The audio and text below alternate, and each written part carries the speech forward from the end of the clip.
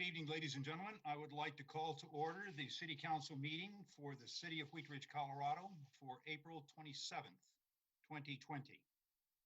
In a moment here, you will see the American flag show up on your screen, and when it does, we will go to the Pledge of Allegiance.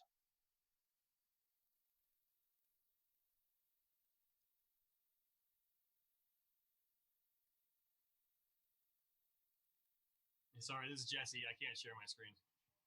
Hi again, Jesse. Sorry, my apologies. Just a moment, okay? If everyone would please stand as you are able and join me for the Pledge of Allegiance to the flag. I pledge allegiance to the flag of the United States of America and to the republic for which it stands, one nation under God, indivisible, with liberty and justice for all.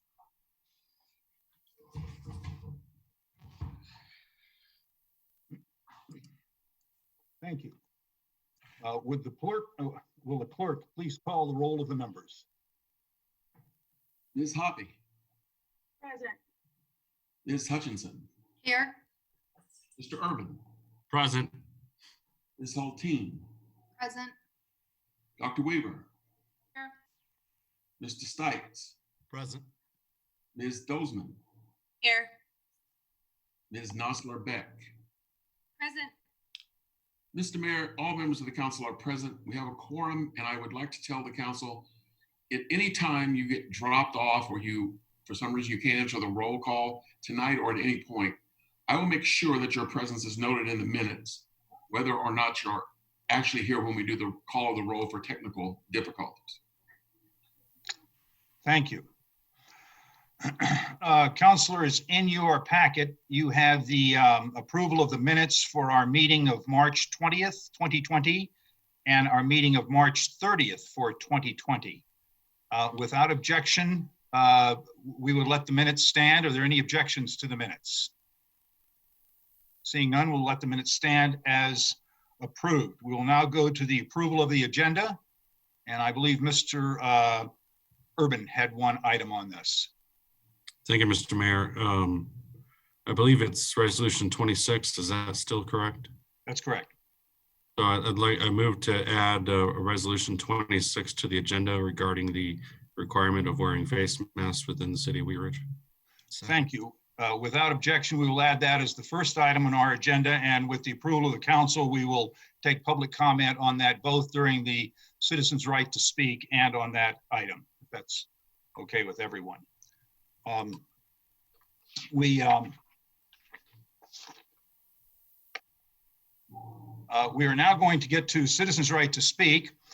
Tonight, we are having a virtual council meeting on a Zoom platform.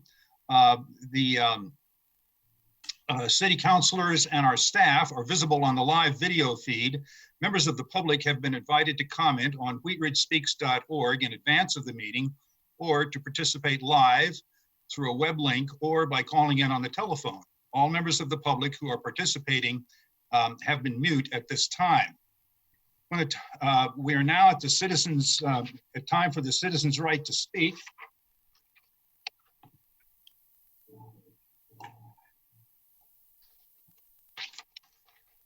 So it was on the right page here. We are going to unmute the public at this time. Please keep your background noise to a minimum. You may choose to mute yourself through your own device. If you do not plan to speak at all this evening, we recommend that you simply view the meeting live by watching on Channel 8 or on wheatridgespeaks.org. When the time comes to speak, I will invite members of the public to speak based upon the first letter of your last name at about 5 sections through the alphabet. When I come to your position in the alphabet, if you would like to speak, please speak up. I will recognize you and ask you to give us your first name and your last name. If you would please spell your last name and give us your address for the record. We also are using the raise your hand feature in the Zoom format. If you're familiar with that, you may go ahead and use that, and I will call on you during the time to speak.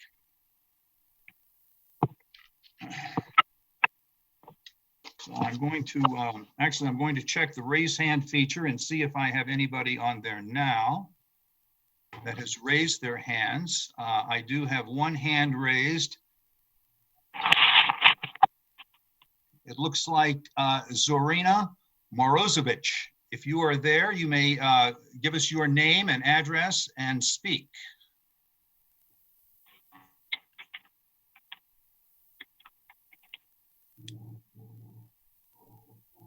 Well, maybe it's not her. Maybe it's someone at 303-232-6489. That was not me at that number. This is Zoriana. Okay. Zoriana, are you out there and would like to speak at this time? Yes, thank you. Zoriana Morozovich, 3651 Ward Road, or Sweet Ridge. I, again, am objecting to these virtual meetings and having this done on the computer. I was trying at 10 minutes to 12 to post comments on Wheat Ridge Speaks Now. Could not do it. I kept on getting error messages. This is not a great way to be running a meeting. However, having said that, I am speaking today because I'm opposed to a hospital being built at Clear Creek Crossing site, as it's going to negatively impact my quality of life. I'm 3 blocks away from it. If I wanted to live near a hospital, I would have purchased a property near it. Yes? That's actually an item that is on the agenda. But go ahead and continue to speak. Okay, so now City Council has allowed a hospital to be built at Clear Creek, which is right at my back door. And now you're going to be looking to vote to extend the height restrictions and allow helicopters to be flying over my house. This is not what the NRS study had said. In the NRS study, it said when it comes to Wheat Ridge neighborhoods, there are many in the city, even if it is not a clear majority, who are at least somewhat uncomfortable with changes that are perceived to be too drastic, out of character with existing conditions, or both. Residents also express a desire for positive connection and engagement with their neighbors.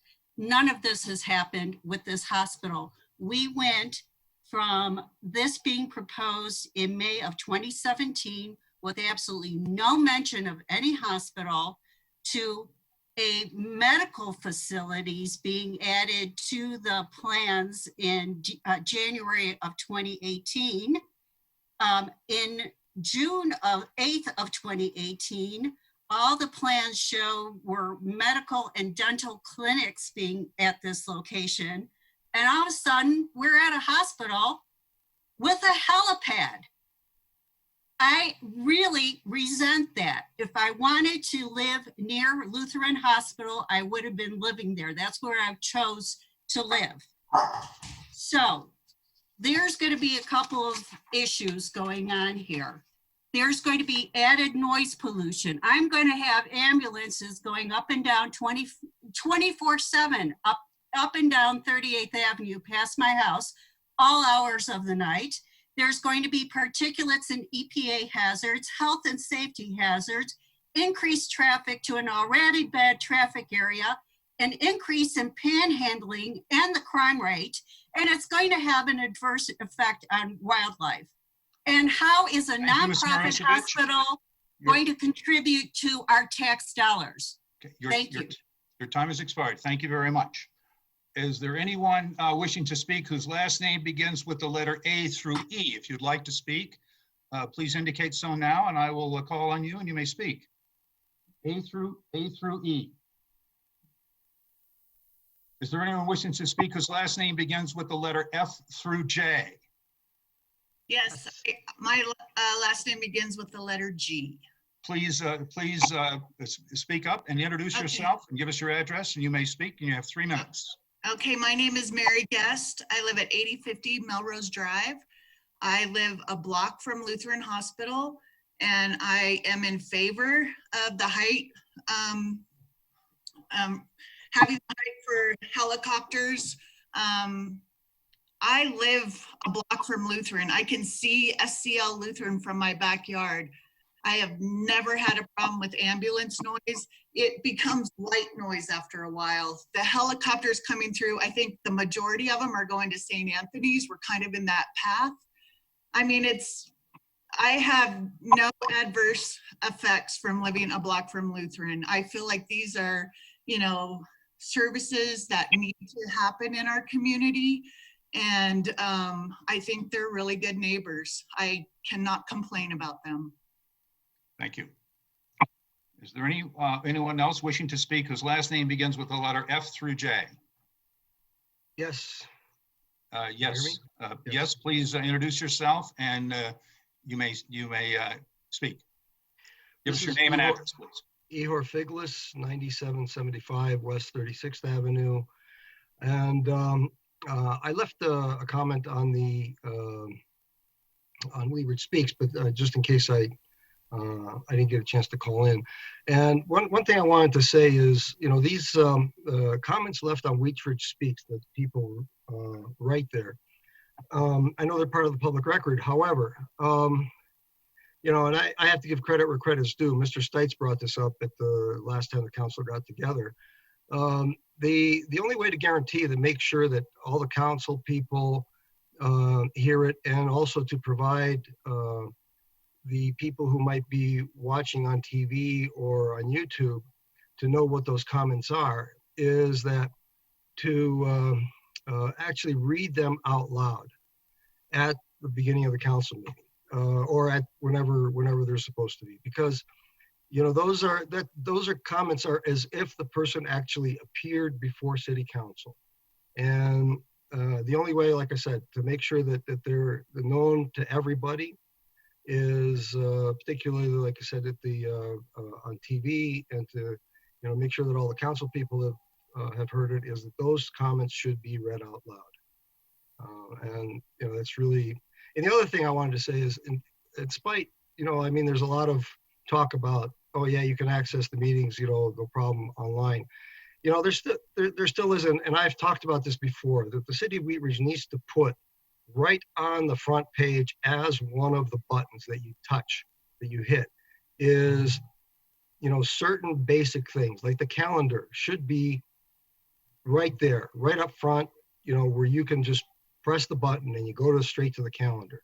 And the same thing with the city council meetings. There should be a button right on the front page of the city website that says, click here to virtually attend, a city council meeting or study session or whatever, planning commission and so on. And I've talked about this before. I don't know why the city, they say, oh yeah, you can do it real easily. Well, no, it's not that easy. Even for me, even though I've accessed these meetings a number of times, I never wrote it down, and I still have to search through the website to find a link to actually attend this meeting. Thank you. Thank you. Anyone else wishing to speak from the public whose last name begins with the letter F through J? Please speak and I will recognize you. Anyone wishing to speak whose last name begins with the letter K through O? If you would speak up, I will recognize you. And it looks like I have someone on the telephone, last number, or do I have anyone there? I'm here on the computer. Very good. Would you please introduce yourself? Give us your first name and last name, your address, and you will have 3 minutes to speak. I will. My name is Melanie Maynor. I live at 2626 Gray Street, and I am a 19-year resident and homeowner. So I just want to thank the city of Wheat Ridge, particularly our city manager, Patrick Goff, for issuing the order requiring the face coverings for anyone entering a Wheat Ridge business through the end of May. This not only helps protect the individual wearing the face covering, but it also protects the employees, other customers, and the community overall. Can you tell I wrote this down? Better than winging it. I have a little more to say. Anyway, I have neighbors here in Wheat Ridge who are first responders, and they feel this measure, along with the Safer at Home recommendation from the governor, will help save lives and curb the spread of COVID-19. I personally have lost people I know to this virus, plus many who have contracted it with varying levels of severity. One of our neighbors just up the street from me got sick on March 15th and was taken to Lutheran Medical Center, where she was on a ventilator for 12 days and suffered a fever of 106 at the worst point of her illness. I can't even believe Judy made it through this. It's just crazy. She's now in physical rehab and hopes to be home in about 2 weeks. So by the time she gets home, she will have been in the hospital since March 15th, which, you know, I'm so glad she's okay. But anyway, she's in her early 60s. She's was in very good health, maintained an active lifestyle, and had no symptoms before falling critically ill and almost losing her life. This is just one of thousands of stories on how severe and unexpected this virus can be. Science experts are still discovering new ways in which it appears, and it has spread widely among our younger populations, particularly those in their 30s and 40s. No one is safe from COVID-19. We can take no chances. This pandemic must be curbed. So thank you again, City Manager Goff. I can't tell you how much I appreciate your action for showing true leadership in this time of crisis, and also to Mayor Starker and our City Council for supporting this life-saving measure. To date, I've stayed home and worked for the past 6 weeks. I work actually in Arvada for a very large cultural arts venue and have for many years. And we're all staying safe. So I'm glad that we're doing the same here in Wheat Ridge. You know, I'm gonna feel a lot safer venturing out with this order in place. And I appreciate your time, and I'm thankful that I can now safely shop at critical business in Wheat Ridge. Janice, I hit the milestone. I did it. You can turn it off. I'm set. Thank you, guys. And thanks again for all your leadership on this. Thank you very much. You bet. Is there anyone whose last name begins with the letter K through O who would like to speak? At Citizens' Right to Speak, please speak up and I will recognize you to speak. Is there anyone wishing to speak whose last name begins with the letter P through T? If you would like to speak, please indicate and I will call on you and you may speak. P through T. Is there anyone wishing to speak whose last name begins with the letter U through Z? Please speak up and I will recognize you.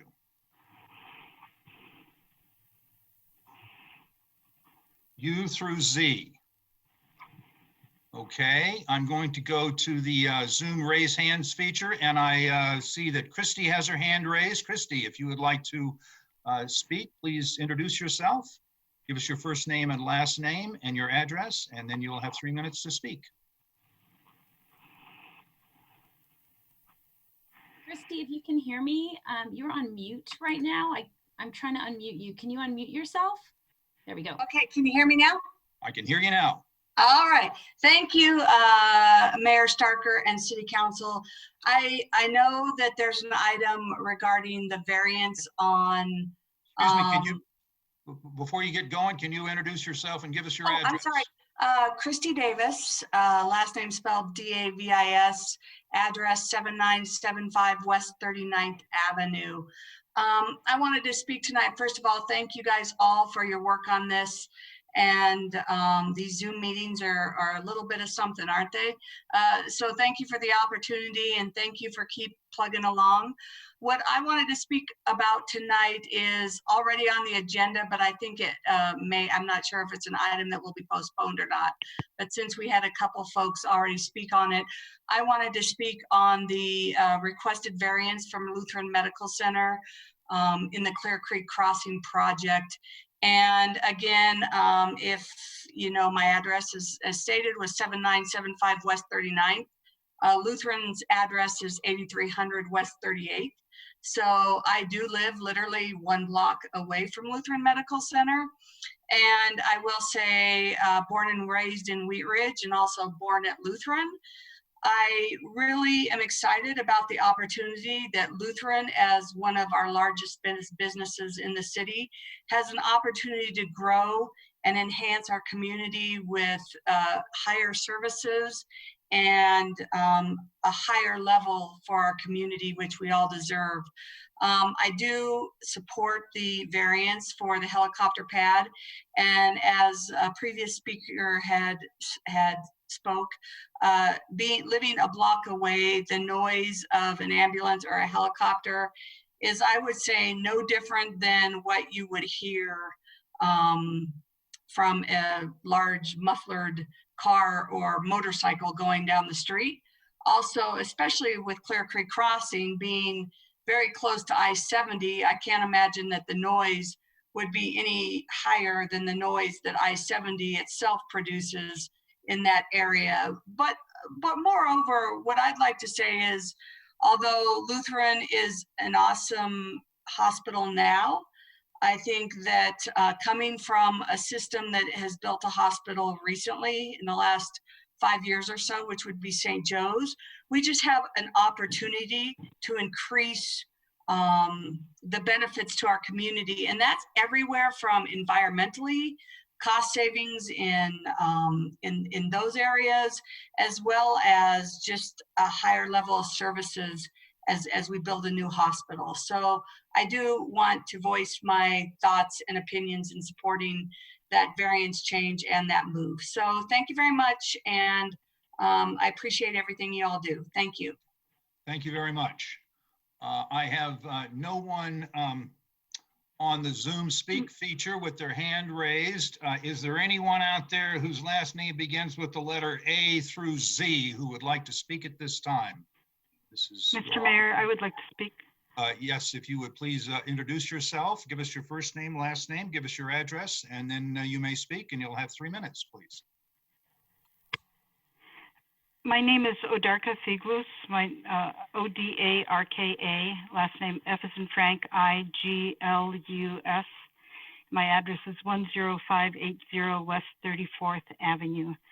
And, you know, these are really unusual times, and I think a lot of us would really like to have more information from the city.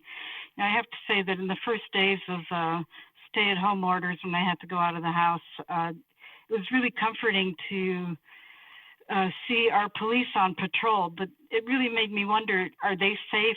Do they have sufficient protective equipment? Is there anything they need? Is there anything we as volunteers can do to help them? And I mean that for all of our first responders.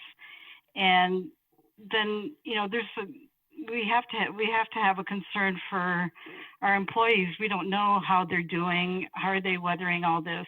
You know, what are the plans for coming back to work?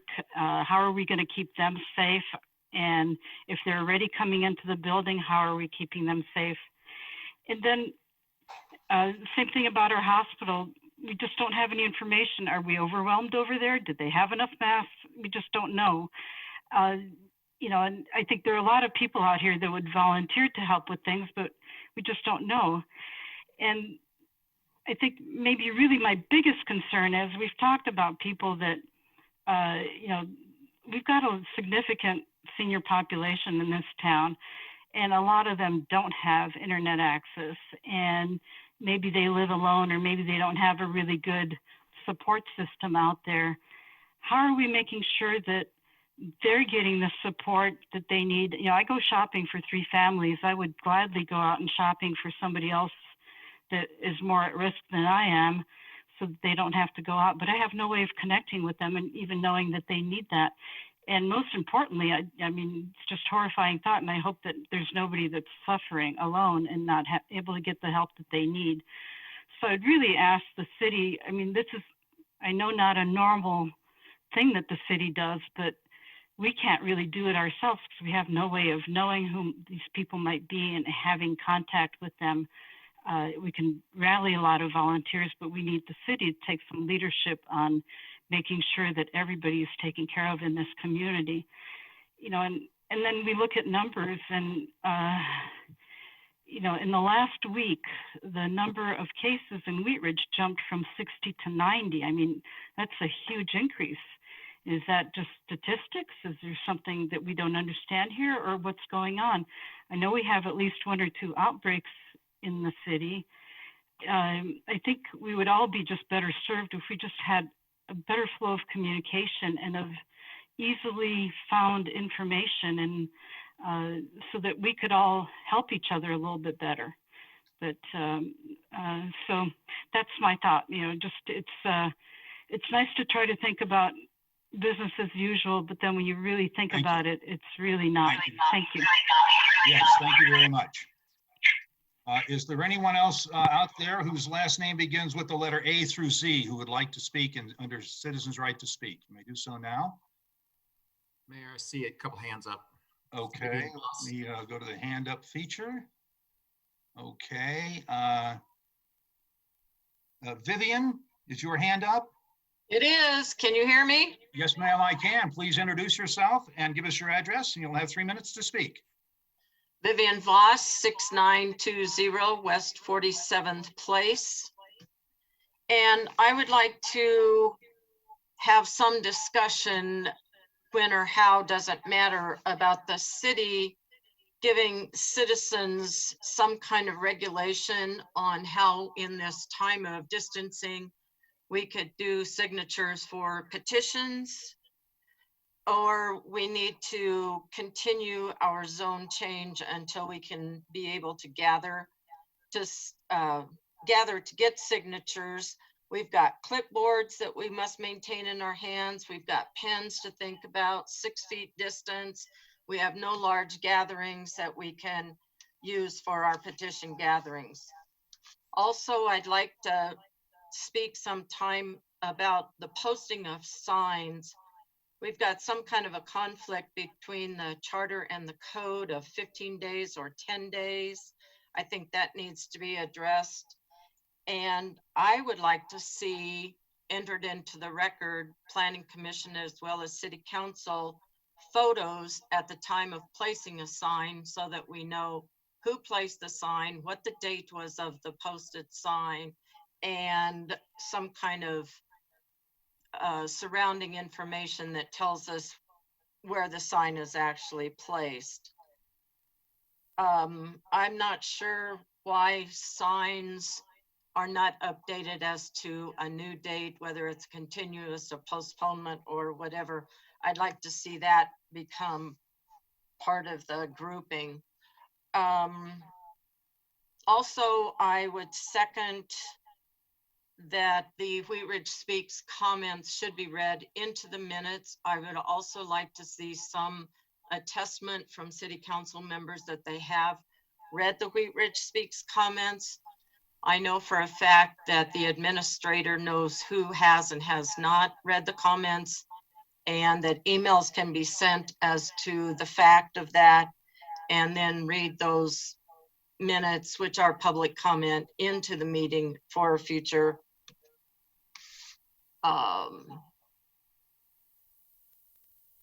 reasons for public comment. Thank you very much. Thank you. Let's see, I had another hand raised. Terry Urbanowski, if you are out there, please introduce yourself and give us your address, and you'll have 3 minutes to speak. I'm here. Can you hear me? Yes, ma'am. Terry Urbanowski. My address is 8015 Melrose Drive. And I was calling to express my viewpoint on the variance for the helipad at the hospital. I was a landscape architect and a planner for 34 years. I'm retired now, but I think a great hospital is a very important key to a great city. I think Lutheran has been a great asset, both to Wheat Ridge and to our neighborhood. I live in the neighborhood. I'm about 2 blocks away. I have never really noticed noise from ambulances or the helicopters. I can't imagine that we would be interested in building a hospital and not having a helipad. I think as traffic increases, that is just part of a new and modern facility, and that we should do everything we can as a city to facilitate that.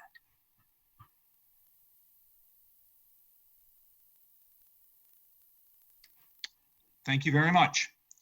I have no one else whose hand is raised on the Zoom platform. One more time, anyone out there whose last name begins with A through Z who would like to speak at this time, you may speak if you will ask to be recognized.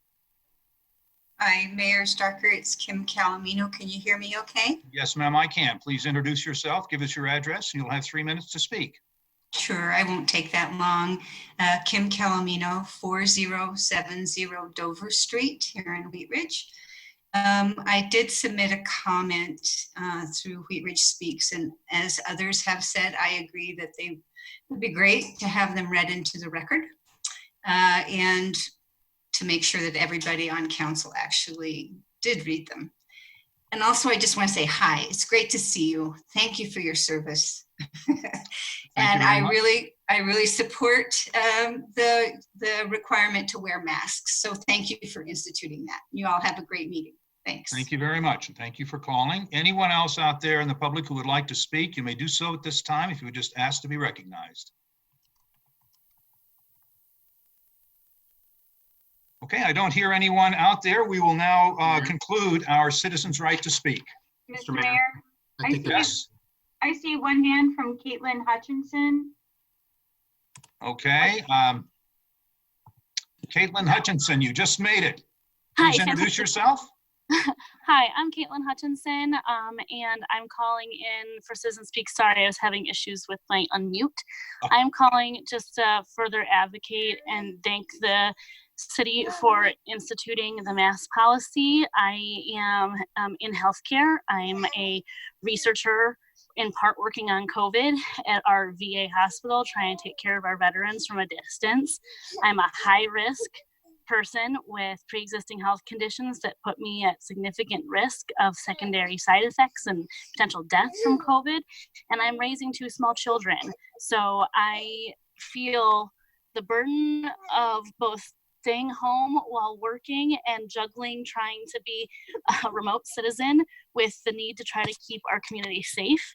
And I strongly advocate and urge that we support everyone at the city who's trying to do their best. I know that inconveniences like wearing masks are far less than fun, but the alternative is, to me, unacceptable from a public health stance. I feel that participating in the community with mask wearing is a way to show Wheat Ridge love and support for everyone who's working really hard.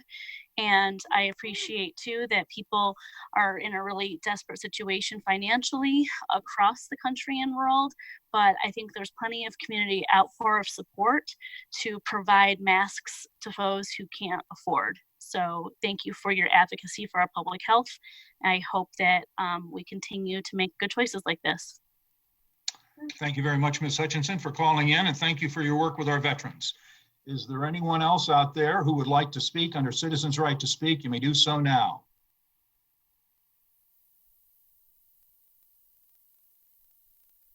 Okay, I'm going to check the Zoom feature one more time. One moment. Yes, Ms. Nosler-Beck. We will close the Citizens' Right to Speak, and we will recognize Ms. Nosler-Beck. Mayor, I would like to ask for consensus from the council to read in a comment from a constituent that was emailed. Without objection, please proceed. All right. I received an email from Sunny Garcia. She's at 4304 Hoyt Street, Wheat Ridge.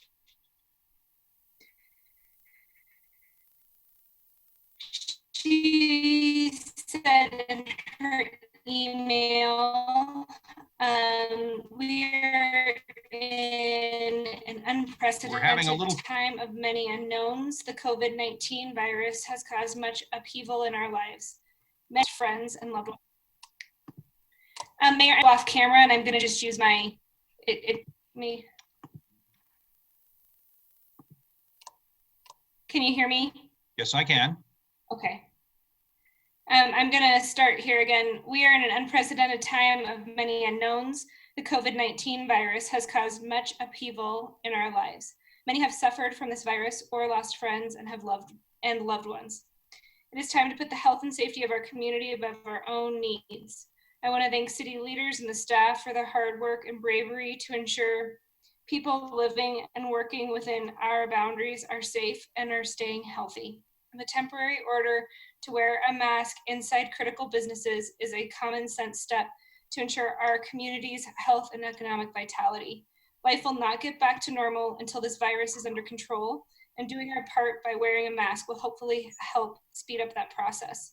Thank you for the opportunity for my voice to be heard. Sonia Garcia.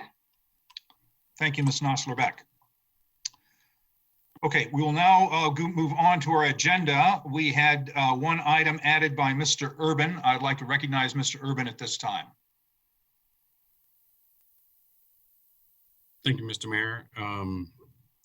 The agenda item that we added was to provide council an opportunity to pass a resolution as opposed to the previously ordered order that was issued under the city manager, and I'll turn it over to Patrick for this. Mr. Goff, would you like to brief us on this item?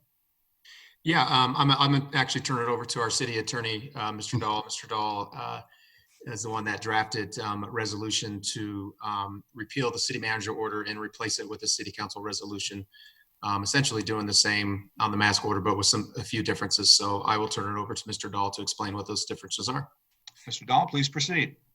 Very good. Thank you, Mr. Mayor, members of the council. As was indicated at the last study session last Monday, council directed the city manager to issue an order requiring masks to be worn by customers in critical businesses. And as we are all now familiar with the orders of the CDPHE, the Colorado State Department of Health and Environment, critical businesses are things like groceries, pharmacies, food stores, various sorts, things that we need on a daily basis to maintain our lives. And as council knows, these businesses are important. The governor's orders consistently and through to today, including the orders issued today, require employees in these businesses to wear masks, but not customers. Also today, you may have heard that the CDPHE, Department of Health, State Department of Health, issued an order requiring or allowing employees and customers in certain non-critical businesses, including personal care facilities and think hair salons, et cetera, to operate, but requiring both the customers and the employees to wear masks. So as we navigate this landscape, what that leaves out in terms of mask wearing by customers is customers in grocery stores, pharmacies, et cetera, critical businesses, which are not required by the state's order. In any event, the city manager issued that order just about a week ago, April 21st, but it was not to take effect for a week. And this gave the council, I think, the opportunity to receive citizen input. And I know there has been a lot of that on social media and also quite a bit tonight, which is heartwarming. The feedback received in part raised a concern with the enforcement aspect of the city manager's order, which raised the potential for a municipal court ticket. As council might remember, when council first passed the general resolution declaring an emergency and granting certain powers to the city manager and the mayor to issue orders, and this was one of those orders, that resolution included an enforcement provision that said orders of the city manager can be enforced in municipal court if so chosen. And city manager's order of April 21 did say that, but there was opposition to that and concern raised by citizens. That brings me to resolution 26. I think most all of you have that draft. And what this resolution does, as mentioned by the city manager and Mr. Urban, is it repeals the city manager's order, replaces it with this resolution of the council. Resolution of the council is similarly in order, ordering customers in critical businesses to wear face masks, face coverings, but urging their voluntary compliance and eliminating the municipal court enforcement aspect that was present in the city manager's prior order. One point I think I should make as a connection with this, the city manager's order and this resolution both reference the fact that employees in critical businesses are very brave. And they are really serving all of us in providing things we need on a daily basis and taking enormous risks in doing that, given the number of people that a grocery checkout clerk will see in a day. And that is one of the social policy bases for issuing any kind of order regarding customers in those businesses. That's a thumbnail sketch of what city manager's order did and what now the resolution of the council would do in replacing it, but making it voluntary. Thank you. Before we go to questions, was Chief Murtha going to give us any input on this order, Mr. Goff? He is. If you have any questions about enforcement, or maybe I'll just let him speak to how our police department manages these types of issues to begin with. So I'll turn it over to Chief Murtha. Chief Murtha, please take the floor. Good evening, Mr. Mayor and members of the council. I just want to start off by saying, thank you for taking this issue head on. It certainly is a difficult issue, potentially a very difficult issue for the police department to enforce the initial order the way it was written. Generally, our enforcement policy has been through education and voluntary compliance, and we've been very, very successful in Wheat Ridge. We've seen no incidents where we've come in conflict with people who won't listen to our direction when we've been called to incidents where individuals are unclear as to whether or not a person should be wearing face covering or not. So at this point in time, we've been successful in those incidents where we've had any kind of conflict. We've other options that we've been able to access that we've been using since the beginning of this public health safety issue and going forward, such as trespassing in those businesses. I sort of liken it to the rules of any business. If you can't go into a business and wear a shirt, that's up to the business. We will enforce their trespassing rules if they decide that they would not like to serve you under those conditions. The same exists for masks in this public health emergency. If a business doesn't want you to be in there because they feel it's unsafe for their employees, we'll come and advise you. We will certainly seek voluntary compliance. We will ask you to come back when you have a mask. And we have done that several times with complete compliance to this point. So voluntary compliance to me is the best way to go. The complicating part of this issue is that not everybody is fully educated on what this order means, and not everybody has the time or takes the time to figure it out. So we get a fair amount of calls with folks who are confused about what a critical business is or whether somebody should be wearing a mask in the park. And it's taking a lot of resources. So to the earlier caller, I think it was Ms. Figlis who said, they wanted to know how we were doing. We're doing pretty well, but we have to limit our contacts. And this is just another example of police contacts that aren't always necessary.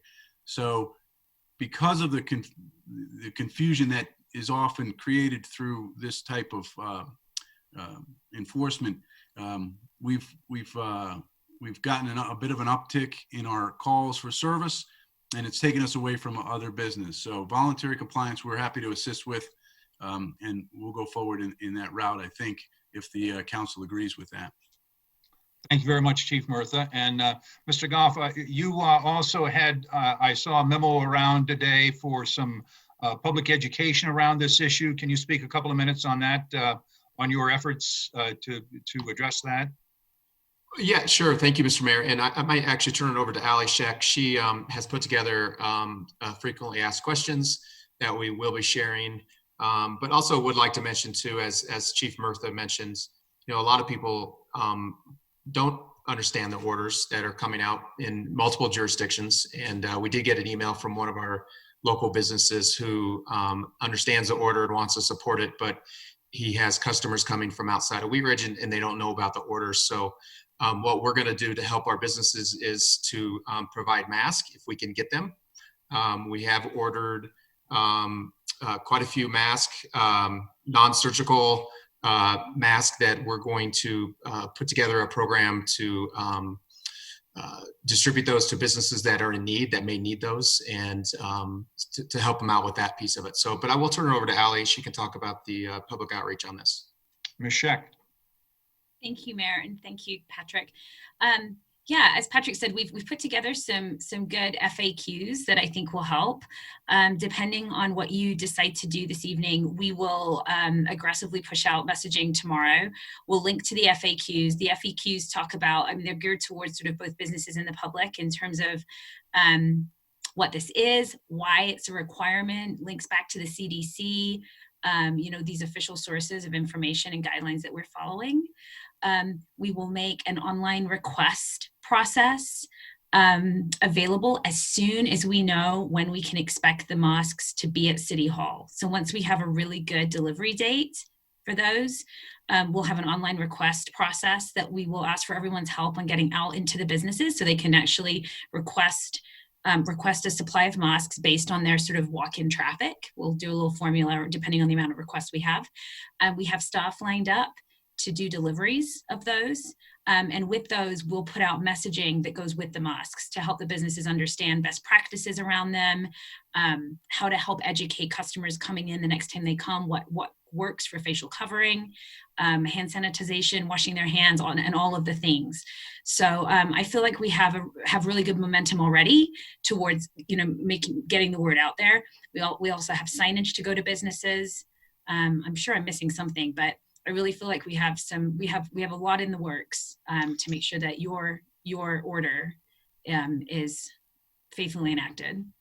Thank you. So that would be opportunities for businesses to be able to acquire face coverings that they could make available to their customers should they show up and not have one, that they could go ahead and conduct their business safely in that merchant. Correct. Thank you. Okay, I think that's a good staff report. Are there questions from council on this? Raise your hand and I will call on you. Ms. Hulteen. Thank you, Mr. Mayor, and thank you everyone for taking action on this. I know it's been a hot topic in our community this week, and I'm glad that we're able to bring the discussion back to council like this. I do have a couple of questions. So on Saturday, I went to King Soopers at 38th and Sheridan, and I was really impressed. Probably 95% of the people in the store were wearing masks, and I felt like, you know, the need to get closer to 100% is a small margin, but I think it's important. They didn't have one item, so I went over to the Sprouts in Denver because it was closer. And I would say maybe 30% of the people in the store were wearing masks. And I know I, as a consumer, felt a lot safer at the King Soopers. So I think, you know, helping everyone move to a place where we can operate as a city is going to be valuable. I did see the signs up on the doors at King Soopers. Are we providing Spanish translation signs as well for people, for the stores? Because I know a lot of our grocery stores have a lot of non-English speaking customers. Councilor Hulteen, I think that's an awesome point, and we can do that as part of the mass delivery. Thank you for bringing that up. Thank you. Ms. Beck.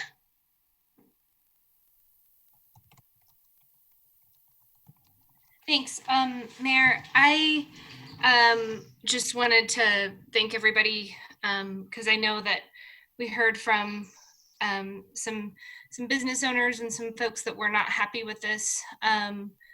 And we also heard from a lot of people who were really pleased with what we did. And I guess what I wanted to just talk to Ally about was one of the big concerns that I heard from some of the business owners was that because we had a message go out that said that Wheat Ridge was going to be requiring these masks, that it would limit people from wanting to come to Wheat Ridge to do business because they wouldn't want to have to deal with that extra hurdle. When we get the extra masks and we move forward with all of this, can we make sure that part of the PR strategy in explaining that we have masks available for businesses that are participating, that is, I don't want to say advertised, but made a part of our messaging that goes out. Because I think if that flies too far under the radar, we're going to miss the point of what we're trying to accomplish by doing this. Absolutely. That's a great point. Yeah, we'll make sure that we're talking about it. Thank you. And I've certainly heard from people that have said, I'm shopping in Wheat Ridge now. So I think you're right. I think there's something to be said about really just talking about, that you can count on folks in Wheat Ridge doing their part to keep you safe. Yeah. And so I've heard from a lot of people with that, Allie, the few business owners that I did talk to that were upset about it. One example that was given to me was that they're down from, normally up to 300 customers a day. Now they maybe have 3 customers, and this mask order may make it so that they only have 2 customers that are walking through the door. And so when you're dealing with those kind of numbers, 3, 2, or 1, every customer counts. And so whatever we can do to help. Every customer and every business. Thank you very much, Ms. Nosler-Beck. Additional comments from council. Ms. Dozeman, Mr. Urban, and Ms. Hoppy. So I just kind of wanted to know about the messaging from here on out, because I think that there was a lot of confusion and mixed messaging, which is why we're having to have this discussion again. Like we discussed enforcement and having it be at the business's discretion, and yet we implemented it being a misdemeanor offense, which I think is drawing on the police department resources. So I'm confused as to how this message will come out, as far as like, are we going to say that the city manager's order is rescinded and yet we're putting in a resolution and then like highlighting the changes? Because I think that this is just maybe going to confuse the issue even further.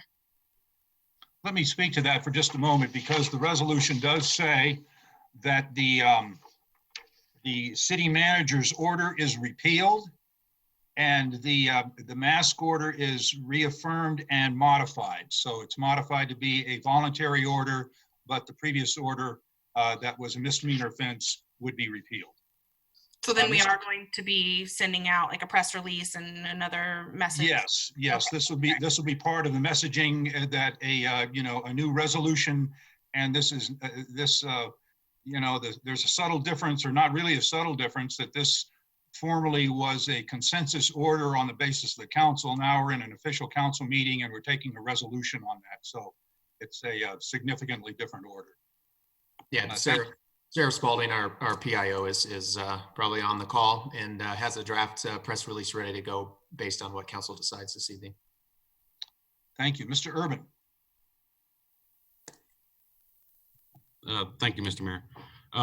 Then I'll kind of double up on what Ms. Dozeman said, is that I think a lot of the issues that came out of this was the use of the word misdemeanor, and that was not discussed in the prior council meeting. And so I'm glad to see that the new order doesn't call this a misdemeanor, because at the end of the day, we're all adults here, and what we're asking for is not outrageous. I think it's a rather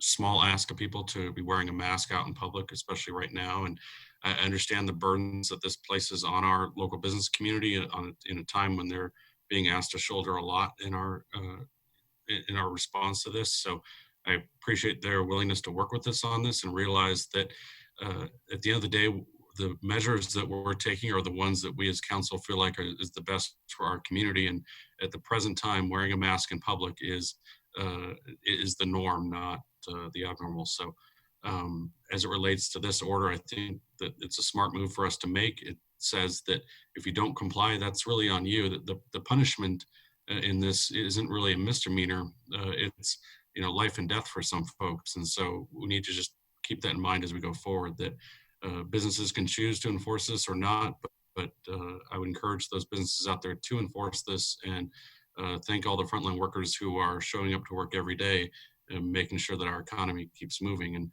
that's, again, part of the reason we're doing this, is to protect those frontline workers. So thank the staff for dealing with this over the past few days. And setting aside, where people stand on this issue, the fact is that everybody's talking about face masks in Wheat Ridge, and that's a good thing. So it's an important thing to do, and I'm glad that we're taking this step. If you'll permit me, I'd like to read the last paragraph in the order. And it says, the council strongly urges all citizens for your own health and safety, and for that of brave citizens who are staffing the grocery stores, pharmacies, and other businesses that are so critical to our daily needs, to comply with this order. It is only through our collective efforts that we can protect those persons, ourselves, and our families. The council generally appreciates your voluntary cooperation. We'll go down to Ms. Hoppy. Thank you, Mr. Mayor. I guess I feel like there is some contrast happening here, because under section 2A, so Mr. Mayor just read section 2D, but under section 2A, it says all persons entering a critical business as defined by the 4th updated health order 2024 of the Colorado Department of Health and Environment are hereby ordered to wear medical or non-medical cloth face coverings, such as to cover their nose and mouth when entering any such business and in conducting any interaction with such business. So ordered is not voluntary, but then in paragraph D, it says, thank you for your voluntary cooperation. So just want to make sure it's clear, like, this is mandatory. We're asking for your volunteer cooperation. There are other ways we can address other than misdemeanor.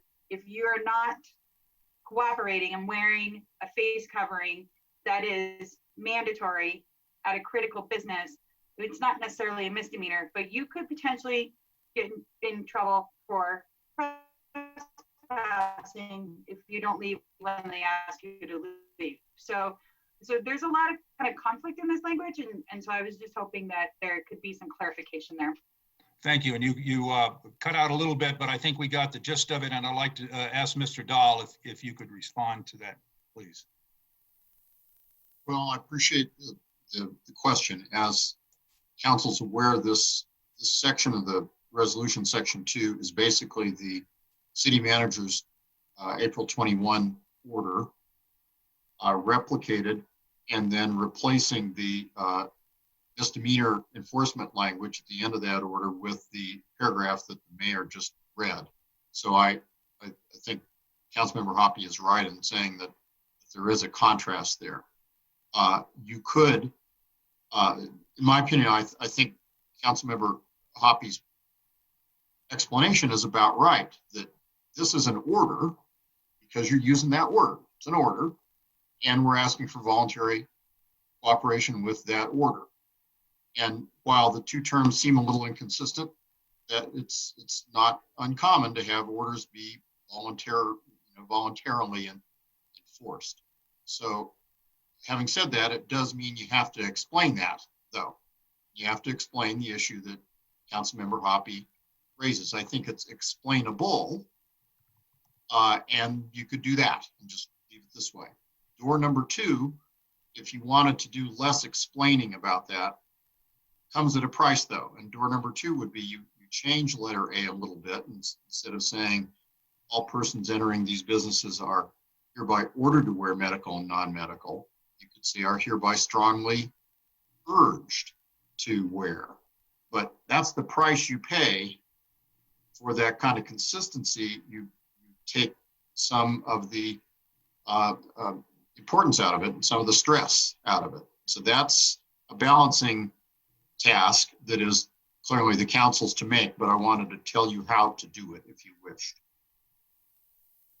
Thank you. Mr. Stites and then Ms. Hutchinson. Thank you, Mr. Mayor. I think we had a pretty good discussion about this last week, and I think maybe there were a couple of different, we all kind of wanted the same thing, but maybe for different reasons. And so that might be why we were all a little bit unhappy with how or maybe not everybody was, but how the order came out. I do appreciate the work that you guys have done, and I do like this, and I do hope that we can actually keep the words as they are, because I do think that this shouldn't be a request. I think this should still stay in order. But I agree, Mr. Meaner was a little far for our purpose, I think. But to keep it the way it is now, I think we should keep it that way. Thank you. Thank you, Ms. Hutchinson.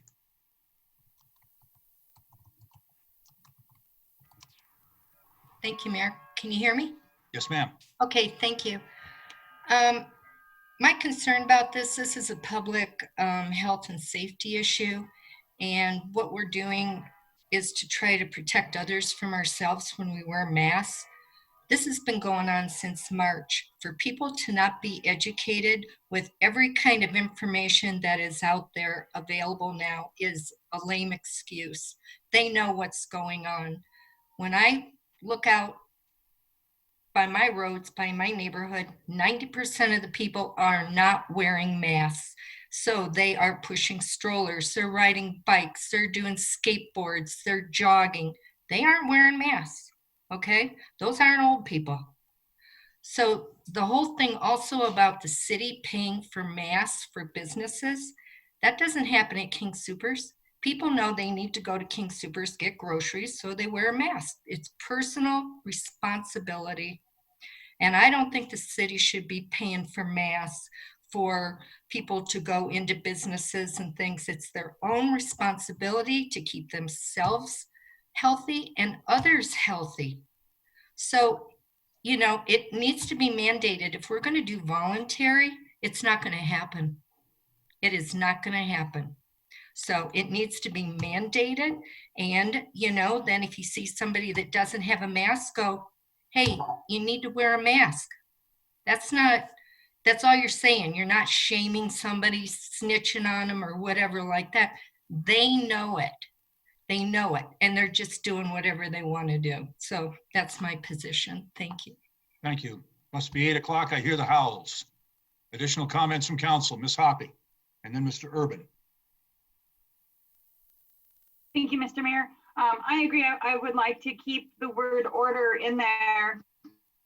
I was hoping that there would be something in between involuntary compliance and misdemeanor that we could find ground on. But if this is truly how the department feels that this is the best way to pursue this, and of course I'll support our police department in that. But I just want to make sure that when the message goes out there, the message is not voluntarily wear your mask. The message is you are ordered to wear your mask. And so when you're entering critical businesses. So I just want to make sure that the message, it's hard because it has such a conflict in it, but I want to make sure that the message gets out there that yes, it's mandatory to wear your mask. No, we're not sending you to jail or getting you a rap sheet for not wearing your mask. So I just want to make sure that that message is clear. Thank you, Ms. Hoppy. Mr. Urban. Thank you, Mr. Mayor.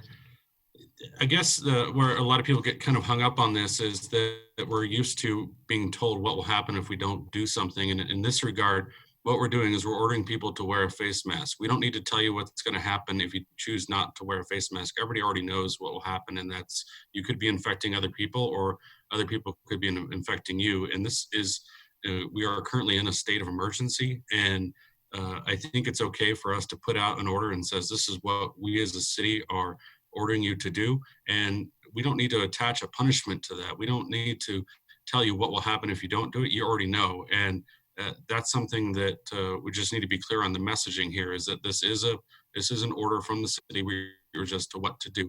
If you've got time or inclination to worry about, what would happen if I don't do it, that's sort of the people that want to sort of speculate or try to rile us up as far as different political entities that are trying to use this as some kind of rallying point. And so I would ask us just to continue with the concept of it being an order. It is we're asking for voluntary compliance. We're not looking to string anybody up for this. And so we just want to make sure that people understand that this is not something that we're messing around with. We want to protect our citizens, and this is the best way forward.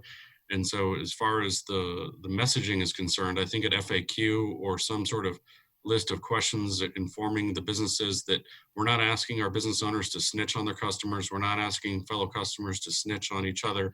We're asking people for their voluntary compliance with what is an order. Thank you. Ms. Dozeman. Thank you, Mr. Mayor. So along that same line, I just wanted a clarification as far as I don't know if you can maybe speak to this, Patrick, but I haven't seen any orders requiring masks outdoors. So it's just in critical businesses where you would be coming into closer contact with people. So if you're outdoors on a trail or something, you need to be respectful of social distancing, but masks aren't required, right? Yeah, that's correct. According to both the statewide order and the Jefferson County Public Health Order, you don't have to have a mask as long as you can practice social distancing, except in these businesses. Yeah. Ms. Hutchinson? Can you hear me? Yes, ma'am. Okay, thank you. I believe masks are recommended. Yes. Okay, so it's not like you don't have to wear them out there or anything, especially people who are riding bicycles that are going pretty fast. There's a lot of, air coming from them and stuff, and the people who are jogging and things, that carries. So that's just why, recommended means maybe you should be doing that. Thank you. Thank you. Mr. Urban, may I have a motion on this item? I have a question, Mr. Mayor. Oh, I'm sorry, Ms. Hulteen. I didn't mean to skip you. I think my hand blends in with the door. Thank you. I need a point of clarification, and I apologize. I feel like there's so many orders coming at the state, county, local level. But over the course of the tenure of this particular order, the state's going to be shifting, or is shifting currently, from stay at home to safer at home. And I just want to clarify the definition of essential businesses, because isn't that a little bit fluid over the next month in terms of some of the activation of like personal services? Do we want to stick with essential businesses, or is it businesses open to the public? I feel like that distinction might become important over the next couple of weeks. Mr. Goff or Mr. Dahl, would either of you want to? Tag team it maybe a little bit, but yeah, critical businesses are specifically defined in the governor's order and the state health department's order. Personal service businesses are defined separately, and then non-critical businesses are also defined. So that is a question that you could discuss, or a topic. Ms. Hulteen, right now the resolution is drafted as just for critical businesses. In Jefferson County, only critical businesses are allowed to be opened through May 8th at this point, because the Jefferson County Public Health Department extended the stay-at-home order, the statewide stay-at-home order, through May 8th.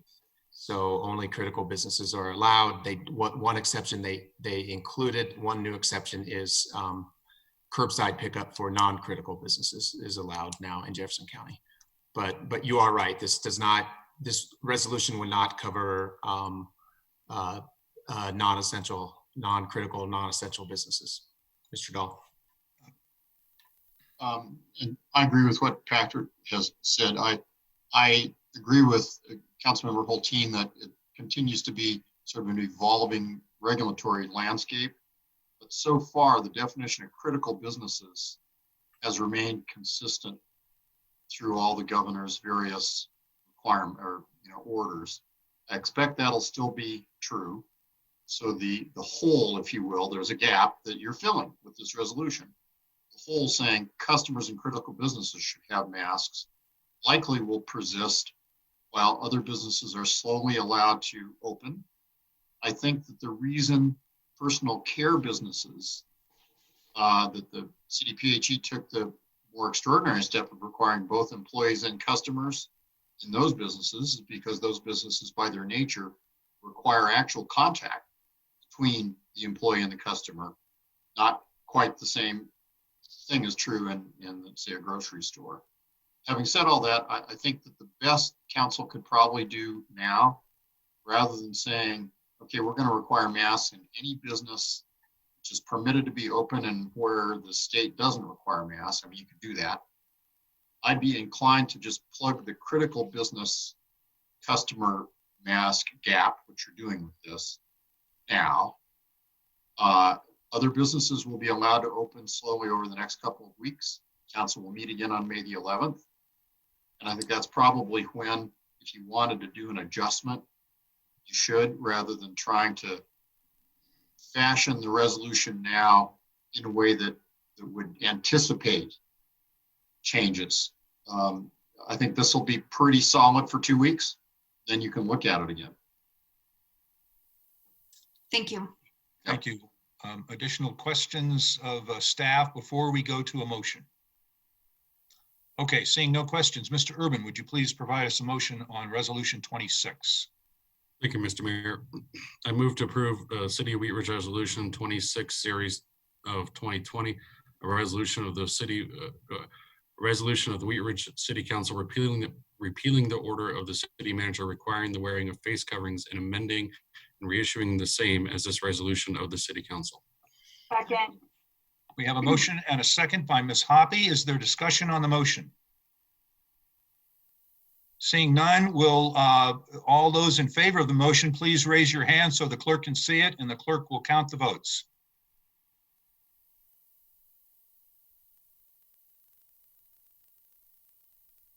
Your microphone is mute. Sorry.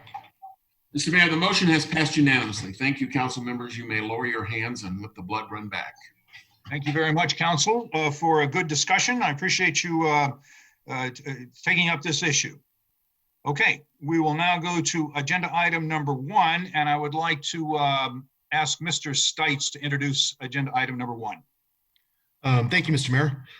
Item number 1, Council Bill number 05-2020, an ordinance approving an amendment to the existing plan mixed-use development, PMUD, zoning to increase the allowable height for hospital uses at Clear Creek Crossing, case number WZ-19-10. At issue, the applicant is requesting to modify the underlying zoning to increase the allowable height for hospital uses. A hospital is already a permitted use in the existing zoning, and the existing zoning also contemplated six-story employment uses. However, a hospital built in 6 stories requires an additional 12 feet of height to meet design requirements and current building codes. The applicant is also seeking a limited additional height allowance to accommodate a rooftop elevator associated with the helipad. Thank you. This is an ordinance on second reading. Mr. Goff, do you have a report or a direction on this item? Actually, yes, we would like to I turn it back over to the City Attorney, Mr. Dahl, and he would like to discuss some unique challenges and issues with this case that we're asking for a different direction from City Council tonight. Mr. Goff, please proceed. Thank you very much. I appreciate it. What I'm going to do is to ask council to take a motion to indefinitely postpone this ordinance tonight so that substantially the same ordinance doing the same thing, a new one, can be introduced and set for a public hearing June 8th, in order to create a very clear noticing and procedural background for whatever council chooses to do on this land use case. That's what I'm going to ask for in a minute, but what I'd like to do is give you sort of the context for that and the background for that, because I think you would want to have that, and it will, the same background and the same approach I'm going to be recommending be taken with the Hardy rezoning, which is not on tonight's agenda, and you won't need to take an action on it, but I want to kind of tee that up because it's a similar issue. That's the rezoning at 9800 West 38th Avenue. So if you'll indulge me, I'll give you the background and my reasoning for making this request. Both the SEL and the 9800 West 38th cases are rezoning cases, and those require ordinances, as council well knows. Both of those cases have had first reading of an ordinance.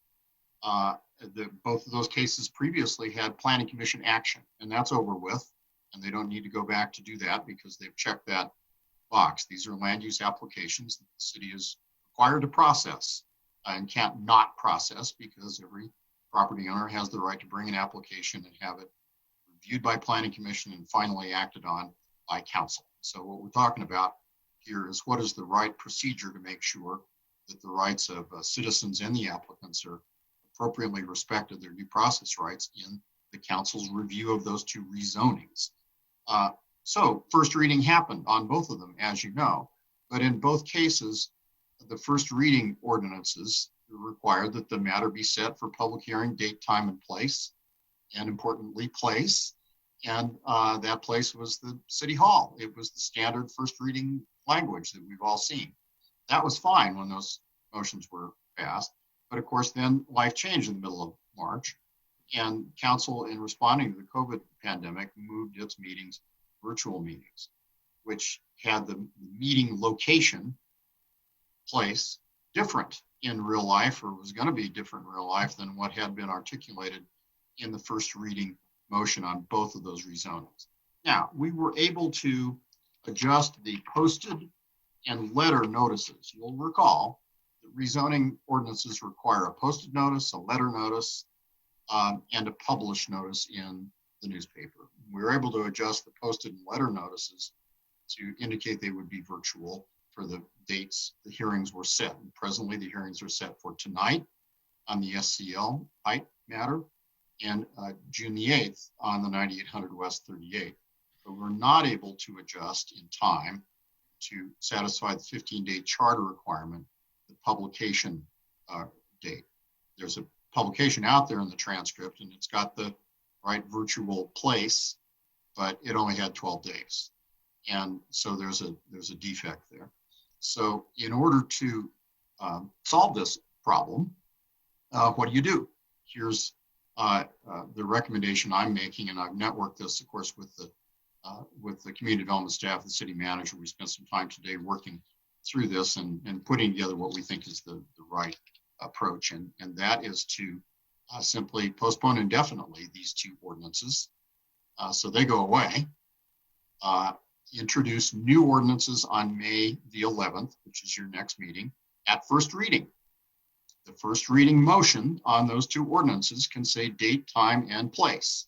Now, we're not sure about the place. It likely will be, it may well be still virtual, it might be in person. You don't have to decide that tonight. You decide that the night you do first reading on these new ordinances, and we'll have more information in 2 weeks. And we'll make the best determination, and then you'll need to stick with the place that you said on first reading, and we'll notice it out that way. Plenty of time then between May 11th and June the 8th, which would be the date for both of these hearings. So no hearing tonight. There's a hearing already set, June 8th, for the Hardy 9800 West 38th, and that date will stay the same. It'll just have a new first reading ordinance that will get teed up. We can tee that up on the 11th. That will allow the full kind of transparent noticing process to be fully satisfied under the charter and the code, be able to articulate the place if it's going to be virtual or if it's going to be in person. You might ask, well, what about the 9800 West 39th, West 38th, sorry, rezoning? What about that ordinance? It's not on your agenda tonight. I'm not asking you to put it on so that you can postpone that ordinance. You can get that done June the 8th. By June the 8th, there will be a new ordinance for West 38th Avenue, having passed on first reading on May the 11th. So when you get to the 38th Avenue issues on June 8th, first I'll ask that you postpone indefinitely the one that's been hanging around, what I'll call the defective one, the one that's presently now here. And then you'll be able to act on and have a public hearing on the new one for this very same kind of rezoning that gets introduced on first reading on May the 11th. The net of this is that May the 11th, you introduce two new matters. Basically, you re-up these matters. You restart them, and you restart all the noticing clocks for them. And then on June the 8th, you have the hearings on them at the time, place, and location, et cetera, that you indicated in the first reading you would. And it'll give us time in between May 11th and June 8th, to, along with the noticing with plenty of time, and put these properly back on track. I'm sure there may well be questions about the timing and the sort of the messaging of this as well, and I'm happy to answer those and possibly call on Ken Johnstone for some help if there's a question. Thank you. And we have a question, our first question from Ms. Gozman. Thank you, Mr. Mayor. I just was wondering if we would be able to name two potential places, or if it just has to be one specific. Yeah, we've given thought to that, and frankly, I've been giving thought to that as a general matter, and I don't want to get too far off the topic, but I think it's probably likely that when we're all allowed to meet in person again, there may well be a real demand for people to continue to be able to participate virtually. And we'll have to see how that evolves. But my recommendation would be that come May 11th, we will have a staff recommendation for where it's going to happen. And I believe that it probably will still be too soon to do some kind of hybrid, and that we'll have to make a choice and just live with that choice. Because otherwise you're never done kind of hopscotching these things out into the future. But I'd like to take the next 2 weeks, because I think a lot is going to happen in terms of what's allowed and isn't the next 2 weeks to make that decision. And we'll have a recommendation for you, and it'll be built into the first reading ordinance. Thank you. I'll go to Mr. Stites and then Mr. Urban. Thank you, Mr. Mayor. I was gonna, I guess, somewhat ask the same question as Ms. Dozeman did. Would there be an option to, even if we go back to in-person meetings, still Zooming them and keeping them going virtually so that we could still do that? And I guess you kind of just answered that. Can I ask, where are the signs posted for this development? Ken Johnstone's going to answer that in a minute, but I'll say that the code requirements merely say they need to be on the property. They can't be off the property. They have to be on the property. And sometimes that's an issue, honestly, because it's hard for people to see, but presently we follow the code. Can't follow something else other than the code. And right now we follow the code and it says on the property. Ken, do you want to add to that? Sure. Thank you, Jerry. I will tell you my understanding of where they're posted. It is the planning area specific to the hospital. So along 40th, in proximity to the trail that takes you down to the gold painting area. So it's challenging, right? Because it's a site that's not really very open to the public right now, but it has to be located in the specific planning area where the change is requested, because the applicant has very much limited the scope of the application in terms of requesting this increase in height in only a very targeted area specific to the hospital. So that's where the property is posted. Okay. Thank you. Thank you. Mr. Urban? Hey, Mr. Mayor. I guess along those lines, when so I had two questions. One of them was this issue of the posting of the signs. And I think it, in the letter of the law, it says it has to be posted on the property, but that doesn't limit us from posting elsewhere adjacent to the property to make it more visible. And I think that was an issue that some of the constituents brought up regarding this particular hearing, was the location of that posting. And we can post the property, but I think having it posted somewhere adjacent to there that's a little bit more accessible to the public would assuage some of those concerns that they have. So I'd like us to at least look at how we can better post that property. Setting that aside, on the issue that was brought up under public comment tonight regarding the signature process for petitions, is there any ability to get sort of a game plan together or a standard operating procedure for citizens prior to the May 11th meeting, or at least prior to the June 8th meeting, so that we have a clear path for how citizens are to obtain signatures on a petition if they chose to elect that route? If we're going to be passing ordinances, they should have the same ability to pass a petition.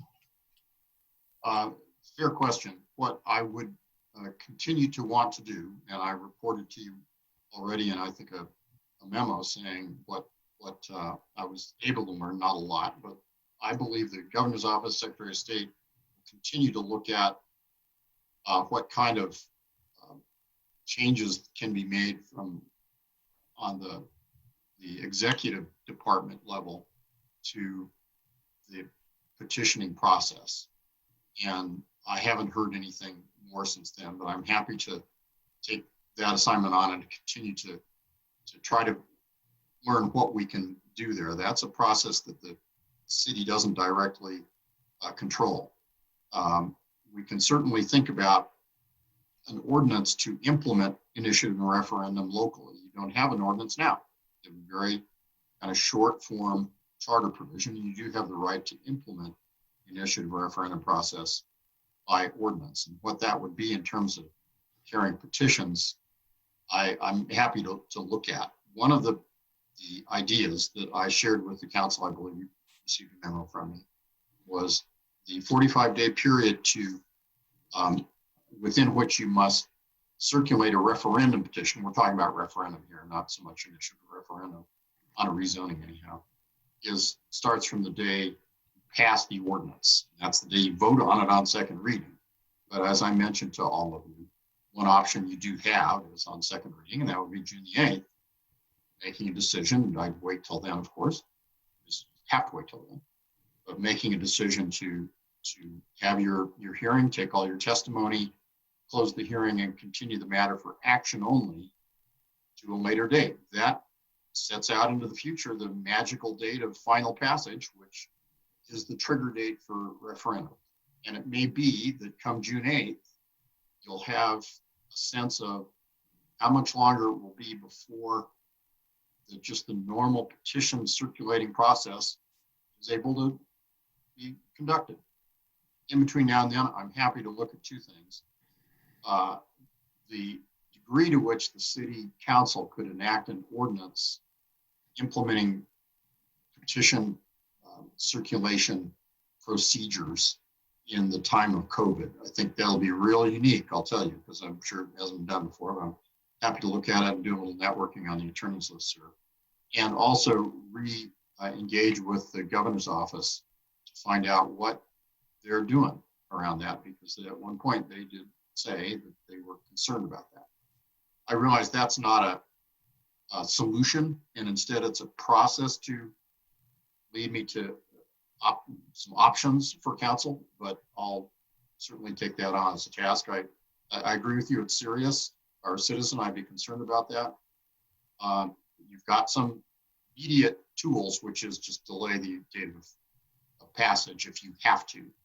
And by June 8th, I'll try and bring as much more to the table for you to think about as I can. Good, thank you. And then my last question is, we did have several speakers under public comment that were speaking directly to this hearing item. And if we're going to be postponing this issue, I feel like we need to reach out to them specifically to ask them to come back under public comment to speak, because it will be a brand new item. And I just want to make sure that they're clear that their comments weren't necessarily corralled under this public hearing. And so that they're not ex parte, because we've all heard them now, but I just want to make sure that they are reached out to and asked to represent those comments in a proper public hearing.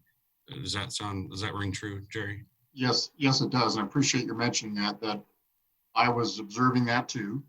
I observed that that's not something you cut off, even though it wasn't the hearing. It was perfectly fine with statements being made. It wasn't ex parte because you're all hearing it and the public's able to hear it. And so, yes, I think that they do need to be told the formal record on this case hasn't started yet. This is going to be a new ordinance, a new hearing. And we'll make sure that there's an outreach to the people who are identified to say the hearing is now going to be June the 8th. And we will do that at least by the time you set a new first reading on May the 11th, because that's when you'll actually set the hearing. Tonight, the only action, even though there's been a lot of discussion here, the only formal action I'm going to ask you to take, and the only action I think you can take, is simply to postpone indefinitely Council Bill 05-2020. But clearly you needed the background for why I'm asking you to do that and why these cases don't go away, but they basically get restarted with a new set of clean procedures. Thank you. Is there further discussion? Any further discussion, Ms. Dozman? I just had a question in regards to the other second public hearing that we would have to be postponing indefinitely. When would we take that action if it's not on the agenda right now? I've given a lot of thought to that, and we're a little in sort of unusual territory, because it's not usually when something's postponed indefinitely, you're done with it, never going to see it again. Here, we fully intend to bring it back because we must. The applicant's got the right to that. I want to give this a little thought to make it a little more clear for the citizens. I think I kind of prefer that it get added to the agenda on May the 11th, and we get that one postponed indefinitely then. So both of the old ones are gone, both of the new ones come in on first reading on May the 11th. And we don't have sort of an odd postpone the 9800 West 38th on June 8th and then turn right around and have a hearing on it. If there's no objection from council, I think what I'm going to do is ask the Mayor Pro Tem if we could add postponing indefinitely the pending 9800 West 38th to the May 11th meeting, because that's the meeting I'm going to be sitting here again explaining to you and hopefully a lot of public. Here's what we're doing. The old cases are going away, and tonight we're starting 2 new ones. And both of them, get ready, because both of them are going to go to hearing on June the 8th. I think that's maybe we talked about earlier about waiting, but I would like to be able to advance that and get it out of the way. Tonight? Was that in this meeting? No, May the 11th. May the 11th, Next okay. meeting, yeah. Thank you. Okay. Are additional questions from council? Mr. Urban? Thank you, Mr. Mayor. My question is regarding the council rules, and I'm looking at page 11 under initiating and adding agenda items. Under part 3 of part D on page 11 of the council rules, it says, other than by reconsideration pursuant to Rule 6, once an item has been decided by a formal city council vote at any regular, special, or adjourned meeting, or by binding consensus vote at any study session under Rule 4.B.1, it is not eligible to be added to future agenda for 6 months. So is our postponing indefinitely these items a formal vote of council, and does that preclude us from adding it to agenda within the next 6 months? No, because it will be a new ordinance. Even though the topic is the same, it'll be a new ordinance. Okay. And from a due process standpoint, just getting away from the council rules for a minute, although I'm glad you mentioned it. From a due process standpoint, on rezoning cases, the applicant is entitled to a hearing and a decision. And that would trump any kind of procedural rule. And I'm comfortable saying that it's a new council bill. The topic is the same. It's that same rezoning, but it's a new council bill, which makes it a new item. That rule is written, and I've seen it implemented a number of times over the years. Somebody loses a vote on something and wants it back right away. And here the vote isn't getting, postponing indefinitely is not losing the vote. It's a procedural step that you will take that allows you to then actually consider the item on its merits. Got it. Okay. Thanks for asking. Yep. Thank you. Is there a further discussion on this item? Ms. Hoppy, may I have a motion to postpone indefinitely Council Bill 05-2020? Yes, thank you, Mr. Mayor. I move to postpone indefinitely Council Bill number 05-2020, an ordinance approving an amendment to the existing planned mixed-use development PMUD zoning to increase the allowable heights for the hospital uses at Clear Creek Crossing for the following reason: to allow staff to reschedule and restart the public hearing notification process under a new ordinance. Second. We have a motion by Ms. Hoppy, a second by Mr. Urban. Is there discussion on the motion? Seeing none, we will vote on the motion. All those in favor of the motion, please signify by raising your hand, and the clerk will record the vote.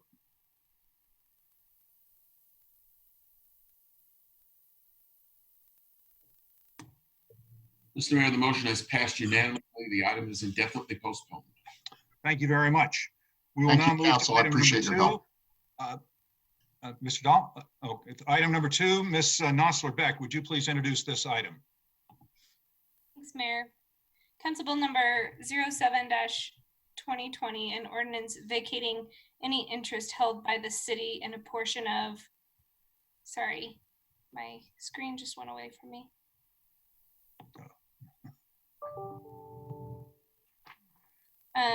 Vacating any interest, am I on the right one? I'm gonna start over.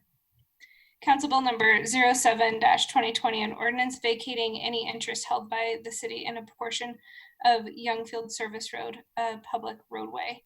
At issue, the city of Wheat Ridge holds rights of way and trust for the public. A portion of right of way at the north end of the Youngfield Service Road located on the west side of the Interstate 70 has been deemed to be unnecessary by the Engineering Division and is proposed to be vacated. Thank you. This is a public hearing. It is an ordinance on second reading. It is not quasi judicial. I'm going to open the public hearing. And do we have a staff report on this, Mr. Goff? We do. Mr. Johnstone, our Community Development Director. Mr. Johnstone, please proceed. Thank you, Mr. Mayor, and I apologize, Ms. Noslerbeck. I was the one interrupting your screen.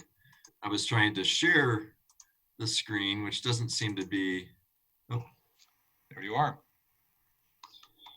Do you see something? Yes, sir. Yep. Okay. You see the colored graphic with the aerial? Yes. Okay. And your talking points. Oh, okay. Well, then we're done. I thought just looking at the graphic would be sufficient to kind of walk through this one. The right-of-way that we're talking about vacating was vacated on the first Clear Creek Crossing plat. It was actually this cul-de-sac, or this portion of the cul-de-sac outlined in blue. The rest of that cul-de-sac is actually located in CDOT right-of-way. So it has evolved since the first filing of Clear Creek Crossing back in 2011. And could you point out a little bit where you're at too? Can you see my cursor? Yeah, but La Quinta, point out. Okay, yeah, fair enough. So this is the Clear Creek Crossing development, kind of generally in this location. CDOT going north-south in this vicinity. This is I-70, the existing La Quinta.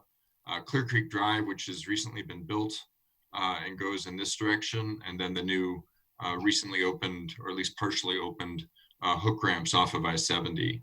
So this is the kind of the lot in question that's being currently proposed for a come and go gas station and convenience store. That actually occupies this southern portion of this block, and then the northern portion will be developed for some other use. So this cul-de-sac initially provided access to this lot, as well as a turnaround, notably for snow trucks that might be clearing this cul-de-sac. The circulation pattern has evolved as we've evaluated subsequent plats in Clear Creek Crossing. And as it turns out now, the way circulation will work, again, notably in part, at least for CDOT snow plows, but also for general vehicle use, will be simply to come out through this, what is now going to be a 36-foot wide public access easement. So it no longer necessitates the build out of this turnaround cul-de-sac. And that's really the portion of the street that's being proposed to be vacated by this ordinance. I can certainly answer more questions if that's not clear, but one thing I did want to touch on is the notice for this ordinance. As was noted, this is not a quasi-judicial land use case. This is just a standard ordinance. The notification for such an ordinance requires simply publication in the transcript or any paper of general circulation. That's been accomplished on April 16th and only needed to be 7 days in advance of this public hearing. So it was accomplished 12 days prior to the public hearing. There's no physical posting of the property required for a right-of-way vacation, and there's no mailing to adjacent property owners. So the notice for this type of an ordinance is somewhat simpler, but has been accomplished, and I just wanted to make that clear for the record. And with that, I'd be glad to answer questions. Thank you very much. Before I go to questions from council, I would like to open it up for any questions from the public. If you are a member of the public who would like to speak on this issue, if you would please speak now, I will recognize you, and you may have an opportunity to speak if you would give us your name and address. Is there anyone now from the public who would like to speak on this issue? I will also be looking at the raise hand function in the Zoom platform. I don't see any hands raised. Is there anyone out there who would like to speak on this issue? Okay, I'm going to close public comment and open it up for questions of council to staff. Ken, you may want to stop sharing your screen. There we go. Okay, if you'll just raise your hand, I will take your questions. Ms. Dozeman. Thank you, Mr. Mayor. So does the public hearing, the first reading, does that not apply here where like we set the time and place and therefore need to create another postponement and first reading?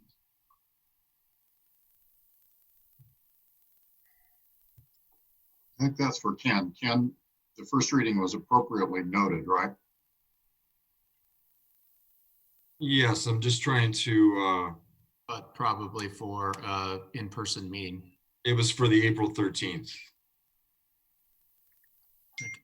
Pull it up.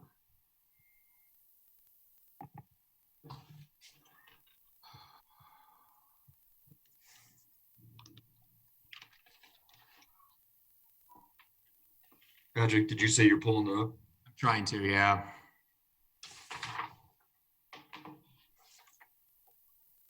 I have the April 13th was the original date for the second reading that it was on second reading. So I think it was just before that was the first reading. April 13th. It was item number 4 on April 13th.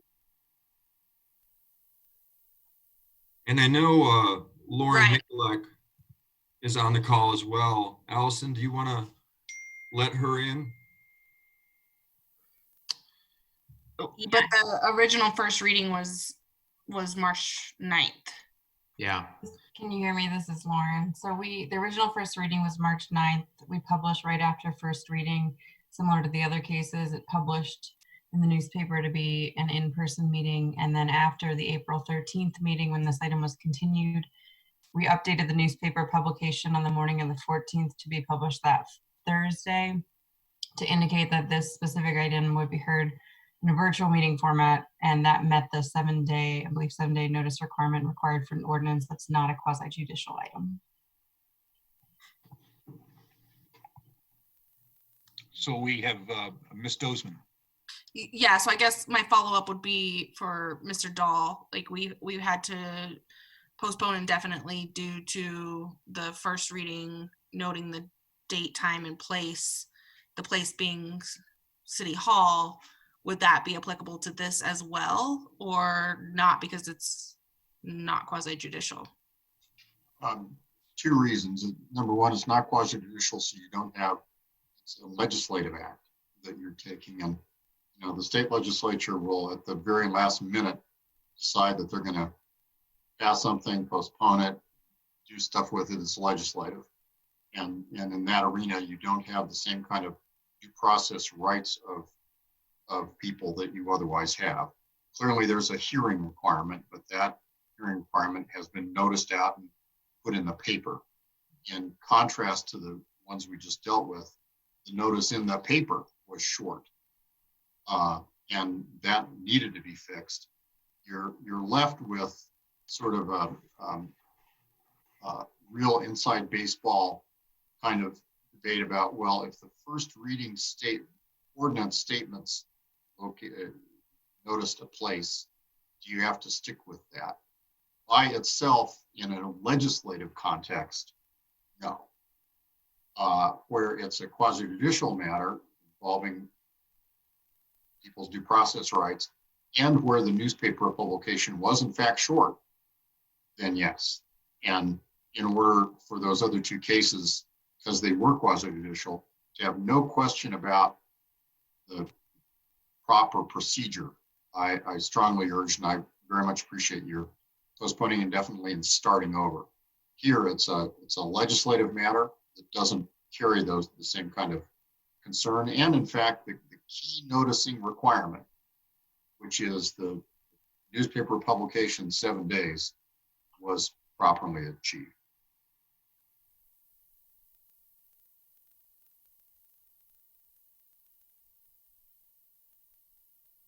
Or the additional questions from council, pardon me, before I close the public hearing?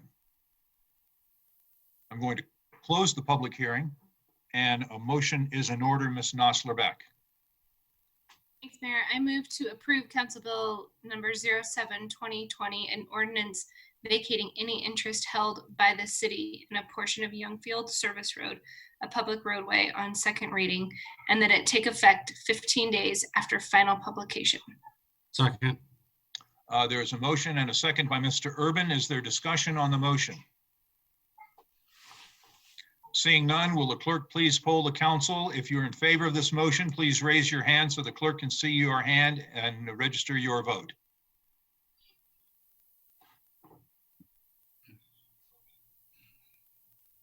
Mr. Mayor, the motion has passed unanimously. Thank you so much. We will move to agenda item number 3. Ms. Hutchinson, would you please introduce agenda item number 3? Thank you, Mr. Mayor. Council Bill number 082020, an ordinance amending Article 2 of Chapter 9 of the Wheat Ridge Code of Laws concerning smoking in public places. Article 2 of Chapter 9 of the Wheat Ridge Code of Laws is being amended to reflect changes to the state smoking law upon which the city's previous ordinance was based. Thank you very much. This is an ordinance on first reading to set the time, date, and location for a public hearing. May I have a motion on this, Ms. Hutchinson? Thank you, Mr. Mayor. I move to approve Council Bill number 082020, an ordinance amending Article 2 of Chapter 9 of the Wheat Ridge Code of Laws concerning smoking in public places upon first reading. Order it published. Public hearing set for Monday, May 11th, 2020 at 7 p.m. as a virtual meeting, and that it take effect 15 days after final publication. Second. Thank you. Have a motion and a second by Mr. Urban. Will all those in favor of the motion please raise your hand so the clerk can see it, and the clerk will record your, and this is for a yes vote. Mr. Mayor, the motion has passed unanimously.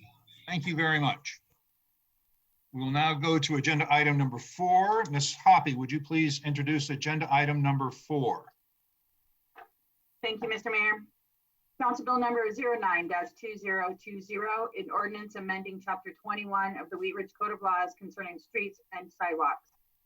At issue, Chapter 21 of the Code of Laws, entitled Streets and Sidewalks, regulates all construction and operation activities in public rights of way and needs a comprehensive revision. Specifically, this chapter is in need of updating for the public works effort to address a series of issues raised by construction activities of various utilities.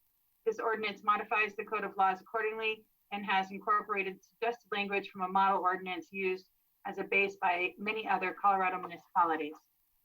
Thank you very much. This is an ordinance on first reading to set the date, time, and location for a public hearing. Ms. Hobby, may I have a motion on this? Thank you, Mr. Mayor. I move to approve Council Bill number 09-2020, an ordinance amending Chapter 21 of the Wheat Ridge Code of Laws concerning streets and sidewalks on first reading. Order it published, public hearing set for May 11th, 2020 at 7 p.m. as a virtual meeting, and that it take effect 15 days after final publication. Second. We have a motion and a second by Ms. Hoppy. Is there discussion on the motion? Actually, seeing none, but it doesn't matter. It's an ordinance on first reading. We don't discuss those. Will all those in favor of the motion please raise your hand so the clerk can record your vote? Thank you, Mr. Mayor. Can the clerk also please record Corey Stites was actually the second. I made the motion, Corey made the second. Okay, Mr. Stites, thank you, is corrected to have made the second. Mr. Mayor, with Mr. Stites' second, the motion has still passed 8-0. Thank you very much. That concludes item number 4. We will move to item number 5. Ms. Weaver, would you please introduce item number 5? Thank you, Mr. Mayor. This is resolution number 23-2020, a resolution approving the First Amendment to the Public Finance Agreement between the City of Wheat Ridge, the Longs Peak Metropolitan District, and Evergreen-Clear Creek Crossing, LLC. City of Wheat Ridge entered into a public finance agreement, a PFA, with Evergreen Development Company on July 9th, 2018 to assist in the construction of the public improvements for the Clear Creek Crossing mixed-use project. The PFA contemplates the city imposing a series of tax credits on sales tax, lodging tax, and admission sales, tax sales.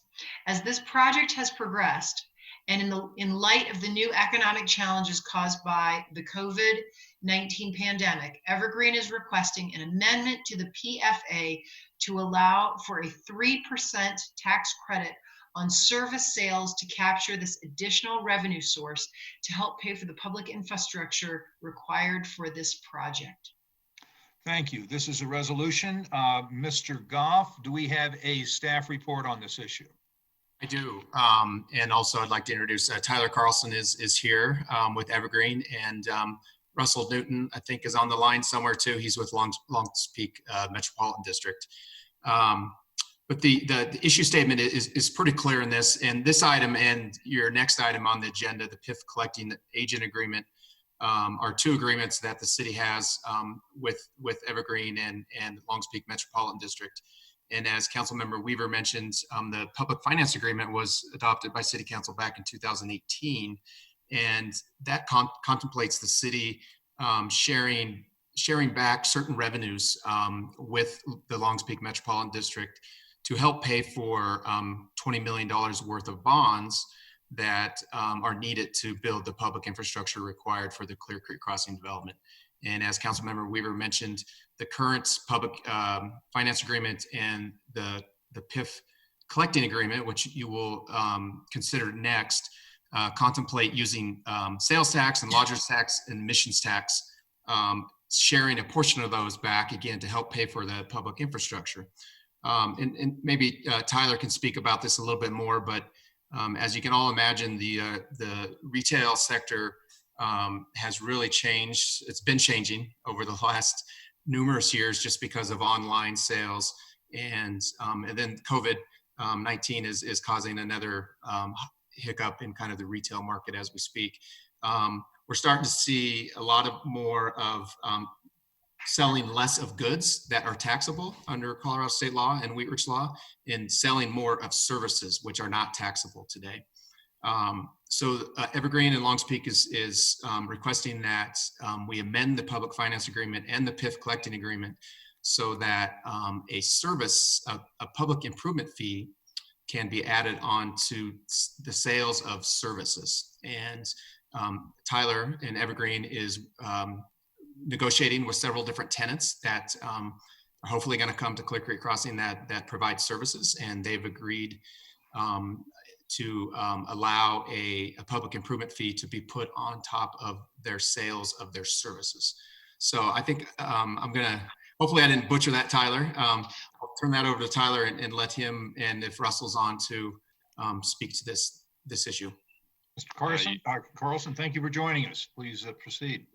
Thank you, Mr. Mayor. It's good to see everyone remotely. And I should also let you guys know that Carolyn White with Brownstein is also on the line if we need her advice. She is the attorney who helped draft the actual covenants and PFAs that are before you tonight. And I think Mr. Goff did a great job of explaining it. You know, the catalyst for this request actually started back around the holiday season last year, where we were approached by a couple of very interesting tenants for the project, some of which were actually larger anchors, but they all were service providers of varying natures. And you know, that put us in a challenging position because we had end users that we thought would be accretive to the project, that would drive co-tenancy and the action, and that the other smaller format tenants were looking to benefit from. But because they were service providers, they did not provide any tax revenues for the district. And that's really important for our public-private partnership, because you know, the district is the conduit for not only financing our improvements within the project, but also for repaying the city for any funds it expends on the highway above and beyond the $10 million allocated within the 2E ballot initiative. So we approached city staff with this concept of a service PIF. It would be assessed like a sales tax, but if someone goes into the nail salon, for example, to have their nails done, you know, they would be charged a 3% PIF on the cost of that nail service, just like they would be charged a sales tax if they bought a bottle of nail polish. And the feedback we received from the end users was, they weren't thrilled about it. Some of them, because it's not a normal course of action, but they understood it, and they also recognized that they would rather assess the service PIF than not be allowed to be in this project.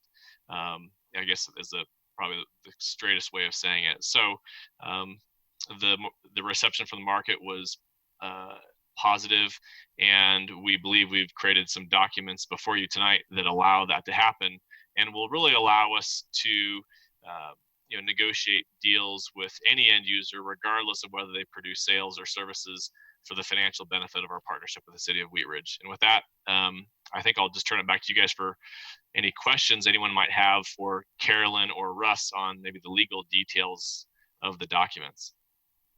Thank you. Before we do go to questions from council, I would like to open it up to members of the public. If I have members of the public out there who would like to speak on this item, I will entertain your comments now. Please indicate you would like to speak and I will recognize you. Is there anyone from the public who would like to speak on this item at this time? And I will check the raise hand feature on the Hello. Zoom. Hello, Mr. Mayor. Oh, Yeah, yes, this is, do I have someone who would like to speak? yes, thank you. I'm sorry. Just so you know, the system just unmuted me, so there might be other people as well. My name is Odarka Figlus. My address is 10580 West 34th Avenue. May I begin? You may. So I'd just like to say a couple of things. One is that I have actually 4 questions. First goes to, it seems that this is premature because Evergreen says in the packet that they need more revenue sources because of COVID. But it's my understanding that they can't really collect any revenue until they actually start selling or producing things. For example, you can't collect sales tax until you actually make sales. So they're not anywhere close to completing construction. How can they say at this point that what the impact of COVID is going to be at some point far in the future? I know they mentioned something else, but I'm going by what's in the packet.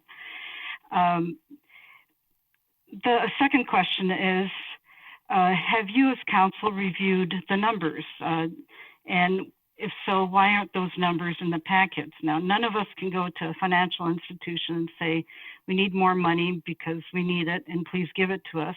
You have to have the numbers. And so, and even the statement that is in the packet seems to refer to the original proposal and doesn't seem to refer at all to the statement about the effects of COVID. And it seems to me that it's really up to council to take a good look at the numbers. Staff can advise you, but it's still your responsibility as council to make sure that you know exactly what you're signing and why. The third thing is, are you creating a new kind of tax? I don't think that we have a service tax in Wheat Ridge at this point. And I'm sure there's a loophole that allows you to create a new tax for a metro district, but it really kind of goes against the spirit of our constitutional amendment of Tabor. And at least where was the discussion of what the implications of having this kind of tax is? And I think that we should at least have that public discussion before you agree to a new type of tax. And then finally, since the time that the original agreement was signed, the Denver Post ran a series of articles that was a disturbing expose of the abuses that can come to be perpetrated by metro districts. Now, I'm not saying anything about Evergreen because I don't know or this metro district, I don't know how it was set up. But in light of those articles, in light of the new information that's come to light, have you as a council reviewed what this metro district is all about? And can you assure the people of Wheat Ridge that these abuses cannot happen in this case? And I understand that we're bound by the agreements that we already signed, but this is new. They want an amendment. This is an opportunity for you to go in and review and make sure that we won't end up with these problems in the future as were stated in the articles in the Denver Post. So those are my 4 questions. I hope you can answer them. Thank you very much. Thank you, Mr. Goff and Mr. Carlson. Would you all like to work on an answer on those? Yeah, I'll turn it over to Tyler's team. Okay. Sure. Absolutely. And thank you to the resident who asked these questions. These are all very good and well thought out questions. And I'll take a couple of them, and I'll also defer to Carolyn White to answer one of them. The first was, how is this tied to COVID? And as I indicated previously, while the catalyst for this service PIF request occurred, prior to COVID-19 happening, this crisis has certainly heightened the district's need to look for as many revenue sources as we can find going forward. It's no secret that this crisis is hitting retail companies the hardest, especially those in the food industry and the hospitality industry. And it's our anticipation that there will be a deterioration and expansion of those types of businesses, for quite some time. And meanwhile, we need to continue to provide revenue sources for the district to pay for all the infrastructure out there, and as indicated previously, to also repay the city for its shares of the highway improvements above and beyond $10 million. And so this is really a preemptive strike, I guess, to help us make sure that we have sufficient revenue to pay for all those obligations in the future. Because, as Mr. Goff had mentioned, services are increasingly a part of any shopping center, and that percentage has actually grown. This year, for the first time in the history of shopping centers, there are more service-oriented tenants in shopping centers than tenants selling goods. And that's never been the case. Services had always been a minority in terms of gross leasable area and number of new tenants expanding. And this was the tipping point year where services actually overtook actual sales of goods in most centers. So it's a preemptive strike against that. But she's right, we won't be able to collect on any of this until we're further down the road.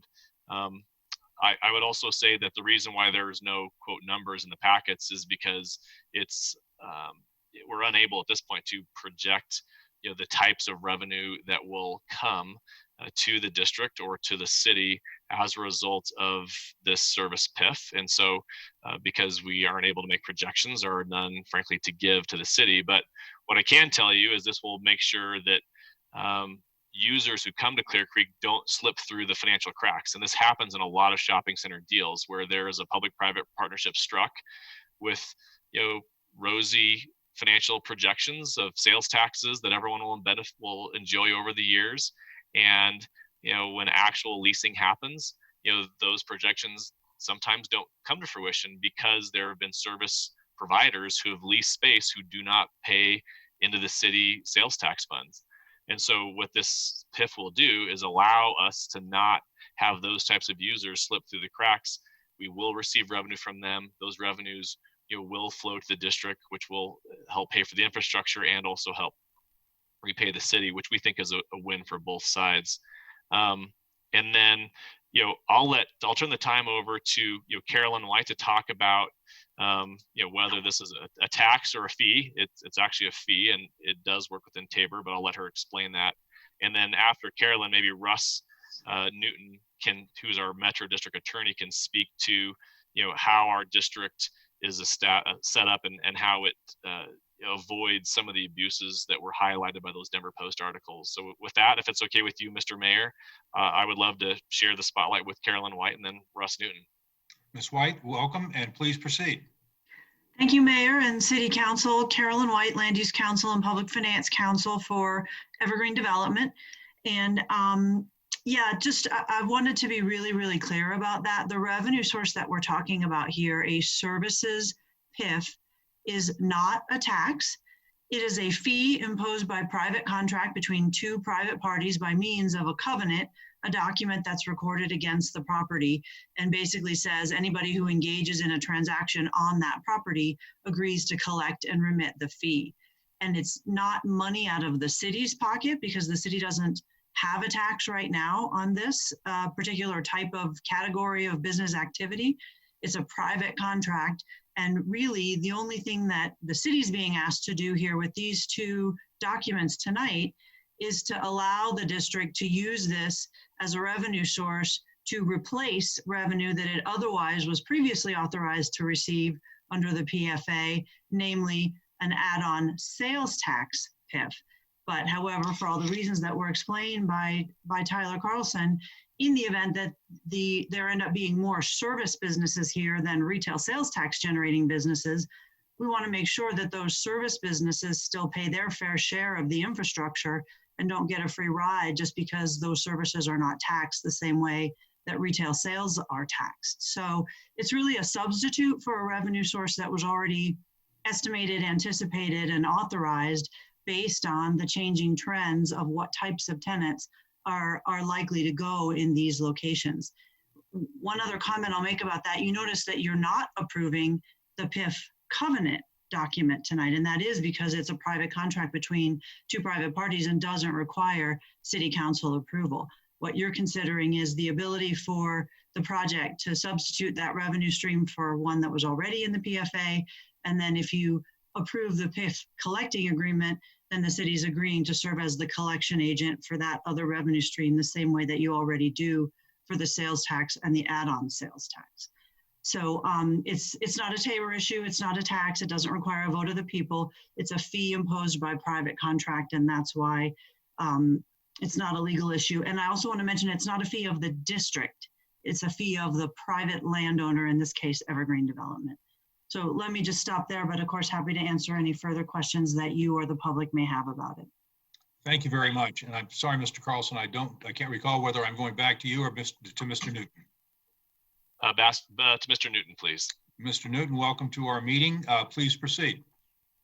Thank you. And the question was in regards to the Denver Post articles and ensuring that the Longs Peak Metropolitan District does not fall into the category of special district abuses that have been reported on.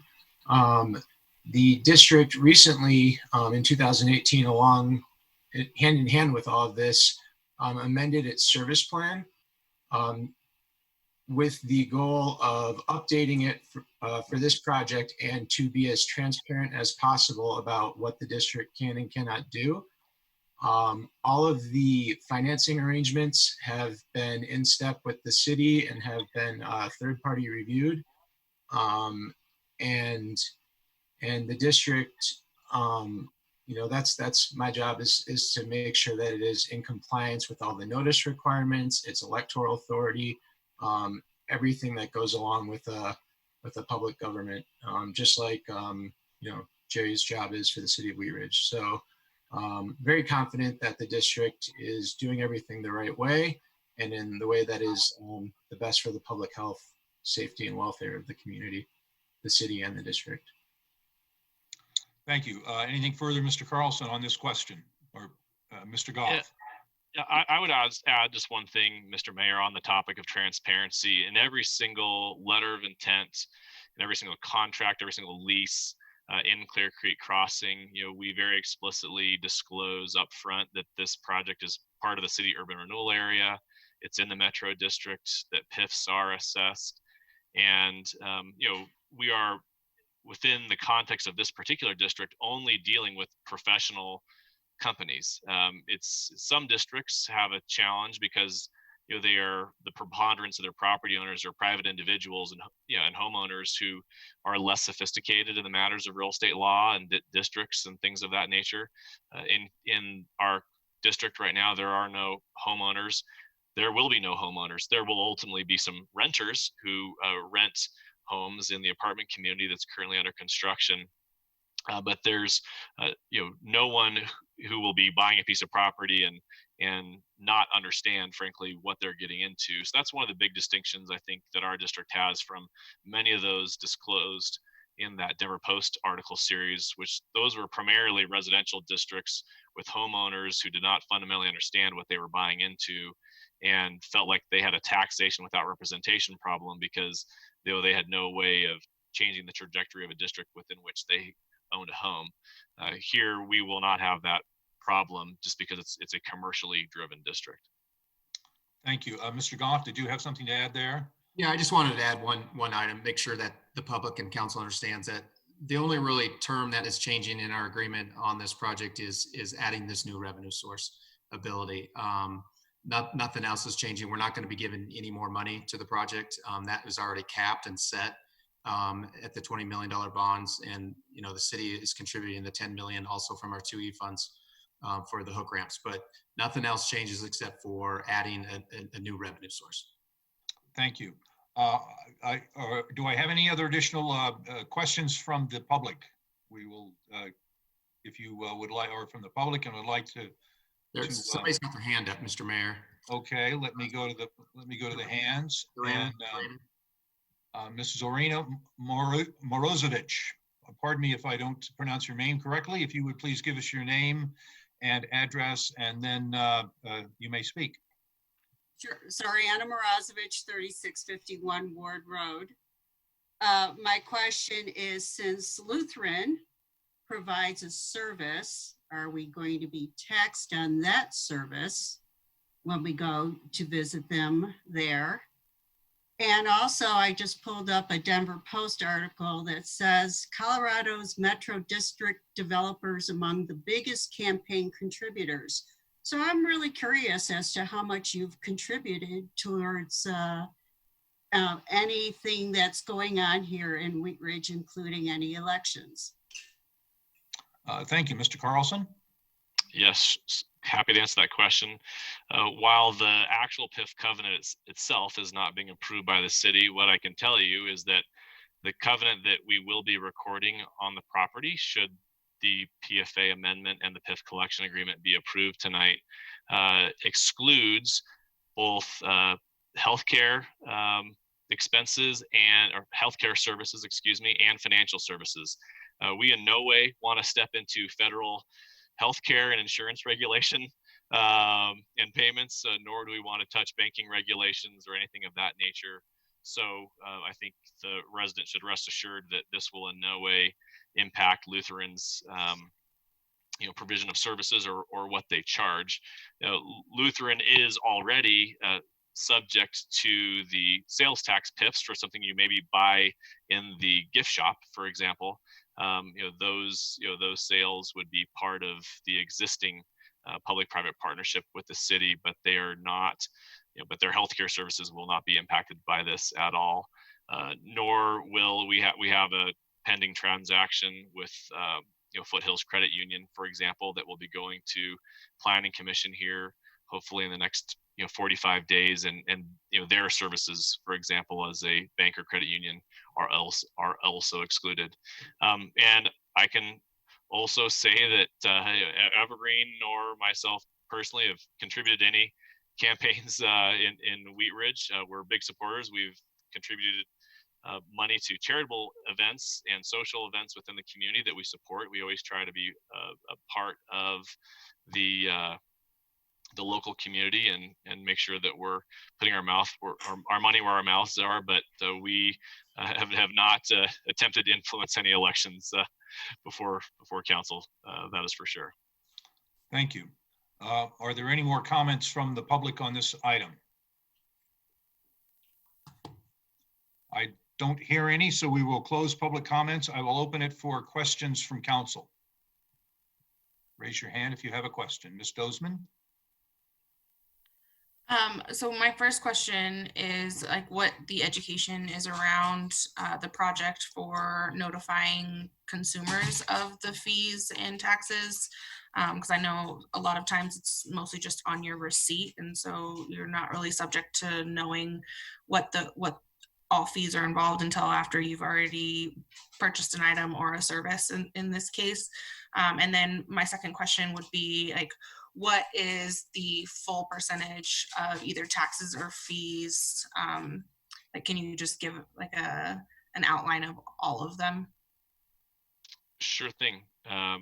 Councilman, thank you very much. So I'm going to have to go off of memory here a little bit. So on all the fees, but I real quickly on the disclosures, and Carolyn can certainly correct me if I'm wrong, but I believe under law, not only does the PIF need to be disclosed on your receipt, but it also needs to be generally disclosed on the cash register, the point of sale, and certainly we would encourage, and I think even maybe on the menus, if it's a sales tax PIF. Is there anything else, Carolyn, that is required under law or just a best practice?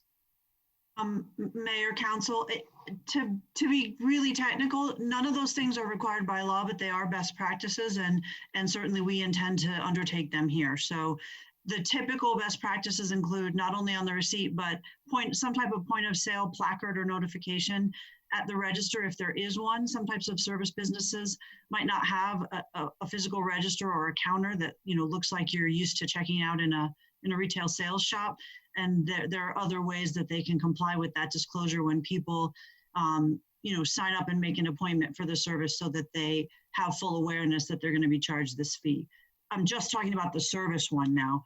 For the sale, and the service total cumulative amount will be only the 3% that is referenced here, because there are no other taxes on services. For the sales tax, I might kick it back to Tyler to do the math, because I don't have the base numbers in my head, but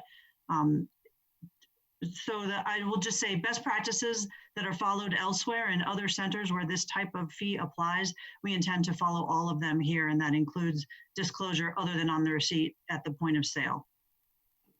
Correct. I have the numbers in front of me if you want me. Yeah, go for it, Patrick, please. Thank you. I think Ms. Dozman, you were asking about the other tax shares that were going to be the credits, tax credits that are part of this deal. Was that your question? Yeah. So yeah, and this was all approved in the public finance agreement back in 2018. So the city has agreed. Again, this is to help support a $20 million bond. The city will share 1.5% sales tax credit PIF, but that's what's committed for the bonds. But we anticipate, based on the revenues that are anticipated from, at least when this deal was approved in 2018, that the city will receive a rebate once that tax credit reaches a certain amount. So the effective rate of what the city is going to be sharing in the sales tax is, we believe, closer to 0.4% of the city's 3%, and 5% of the city's lodger's tax will be shared as a tax credit PIF, 2.5% of our admissions tax as a credit PIF, and then adding now the 3% services tax credit PIF. The Longs Peak Metropolitan District is also providing revenue sources for the project. They have a 35 property tax mill on their properties that will be used to pay off bonds, and then also a 0.5% sales tax add-on PIF, 0.5% lodgers tax add-on PIF, and a 0.5% admissions tax add-on PIF. I think we caught everything there. Yeah, you did, Patrick.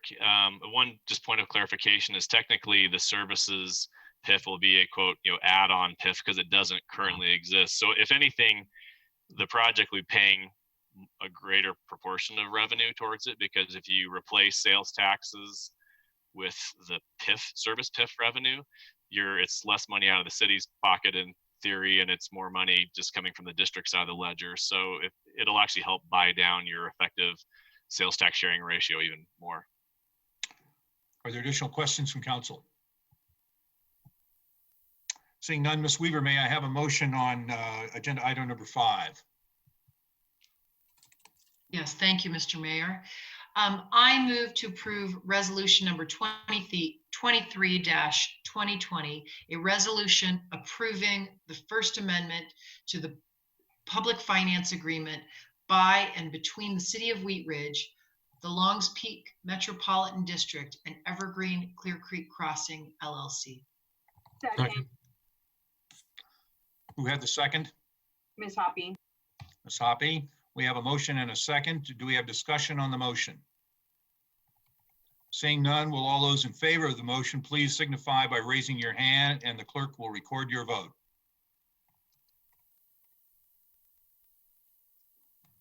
Mr. Mayor, the motion has passed unanimously. Thank you very much. It is now 9:19. We're going to take an 11-minute recess, and we will reconvene at 9:30. Thank you.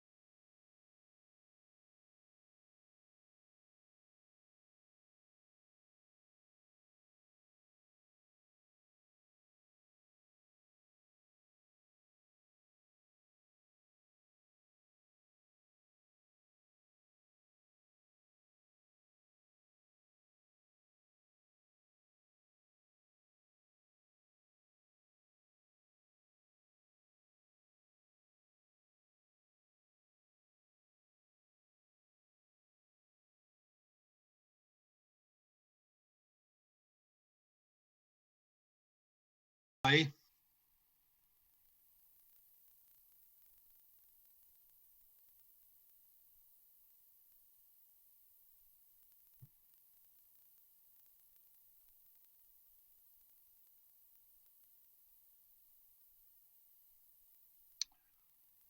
it is 9:30 p.m. I'm going to reconvene the City Council meeting for the City of Wheat Ridge, Colorado for April 27, 2020.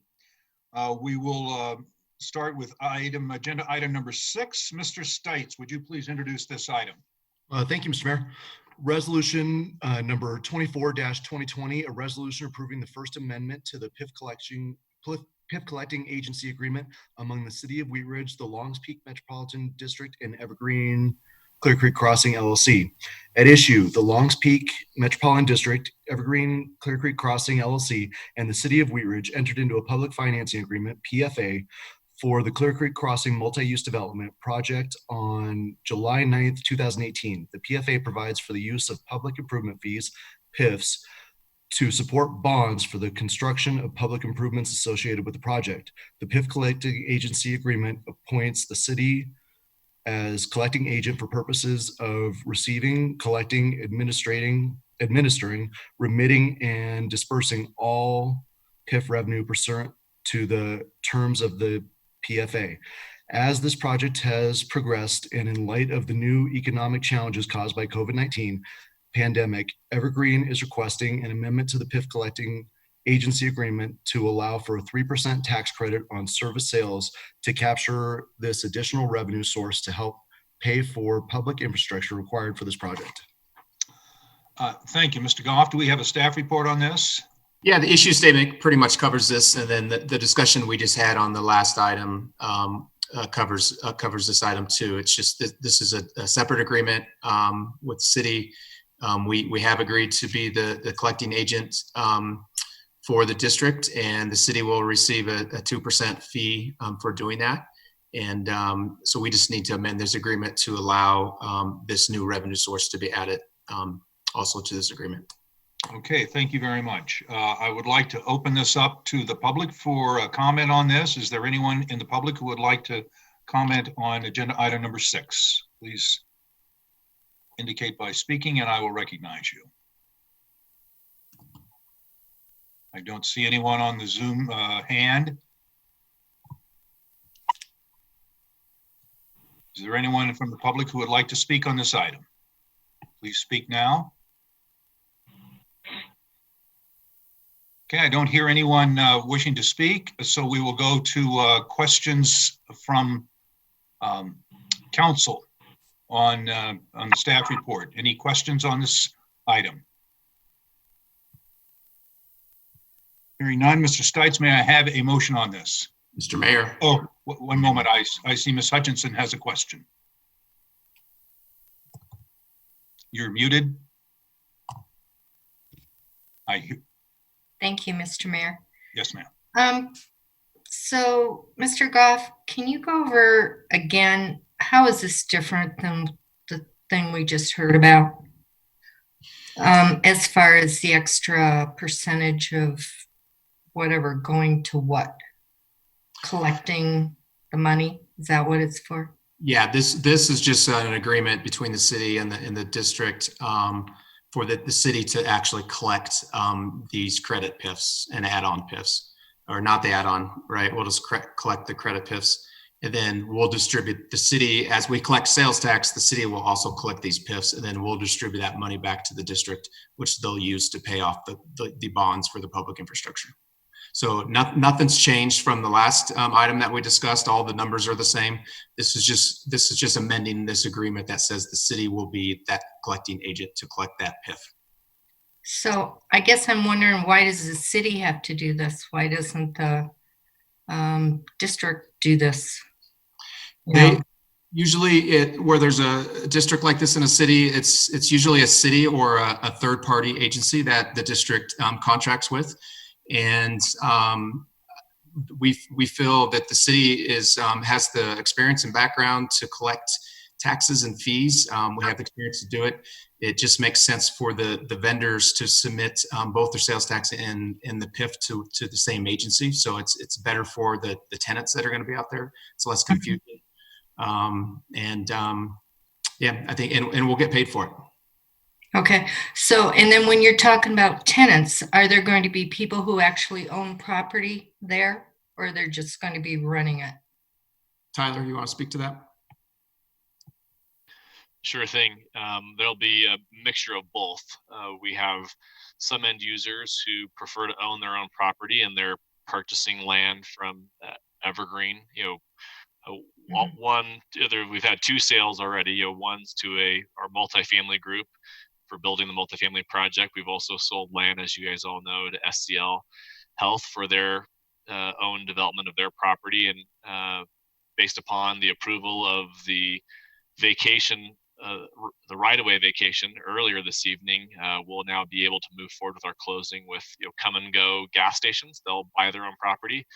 So there'll be a lot of tenants, or a lot of operators, who will own their property. But there's also a number of users who prefer to lease, and some do a land lease. Others will have Evergreen build a structure for them, and they will just lease the building from us. Or in the context of our Harvest Village portion of the project, our small shops village, there'll be several tenants who lease smaller spaces from Evergreen. So it'll be a wide variety of ownerships depending upon who the prospective tenants are. Okay, I have a question on that. As far as the metropolitan district goes, 35 mill levy, is that what I heard it was? That's the portion of the mill levy that is dedicated to the debt service. The total mill levy authorized, I believe, is 55 mills, but we plan on actually levying around 50, 35 for debt service and 15 for operations. Okay, and what happens in a couple years? Is it going to stay at that, or is it going to go up?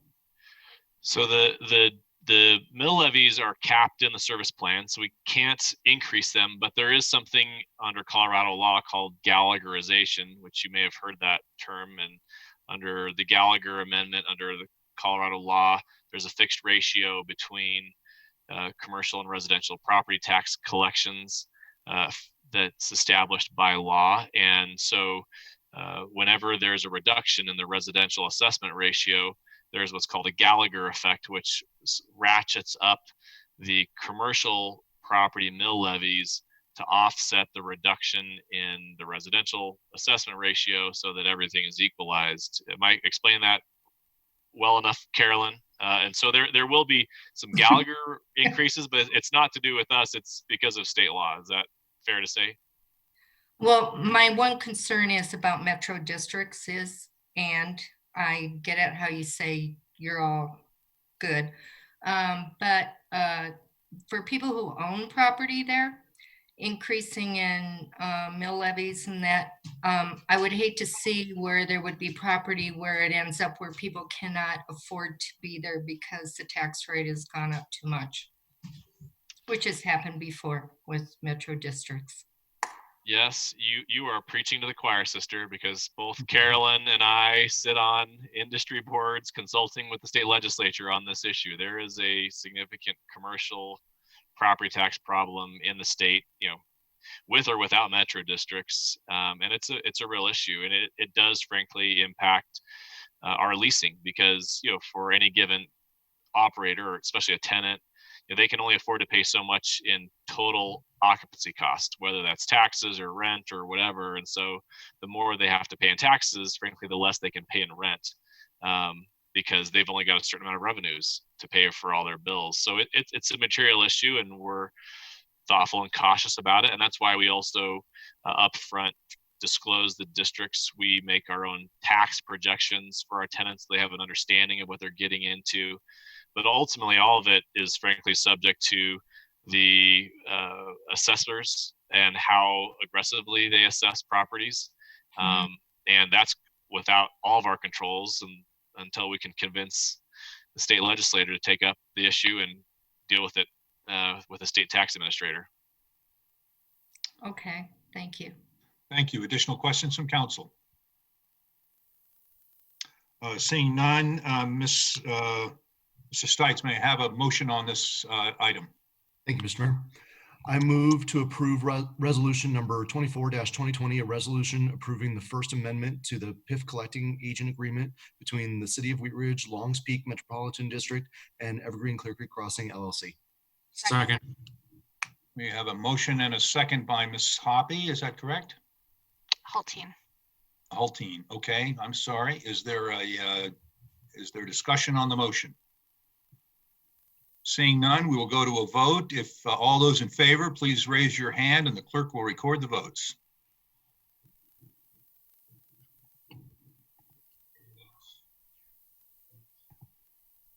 Mr. Mayor, the motion has passed unanimously. Thank you very much. We will go to agenda item number 7. Ms. Hulteen, would you introduce this item, please? Thank you, Mr. Mayor. Resolution number 2120, a resolution concerning the leaseback of property located at 3805 Wadsworth Boulevard to 5G Holdings LLC, DBA Midas. At issue, in April 2015, the city was awarded funding through the Denver Regional Council of Governments, DRCOG, Transportation Improvement Program, TIP, to improve Wadsworth Boulevard from 35th Avenue to 48th Avenue. Local funding for the project was also generated with the voters' 2016 approval of the 2E ballot measure for a temporary 1/2 cent sales tax and use tax rate increase. The proposed improvements to Wadsworth Boulevard require that additional right-of-way, ROW, be purchased in order to facilitate the acquisition of property at 3805 Wadsworth and the subsequent relocation of the current tenant Midas. City Council must approve a resolution authorizing leasing the property back to Midas for a limited period of time. Thank you. Mr. Goff, do we have a staff report on this item? I believe, or we have both Ken Johnstone and Mark Westberg here. Do you guys have a staff report or just questions? We don't have anything formally. We're just here to answer questions, and this is a pretty straightforward deal. They just take a while. It takes a while to move a muffler shop, and they want to close so they have the money so they can move their muffler shop. And so we're just leasing the property back to them for until the end of September is the plan right now. Okay, thank you. Before we go to questions from council, I will open this up for comments from the public. Is there anyone, member of the public, who would like to speak at this time? Please indicate by saying something and I will recognize you to speak.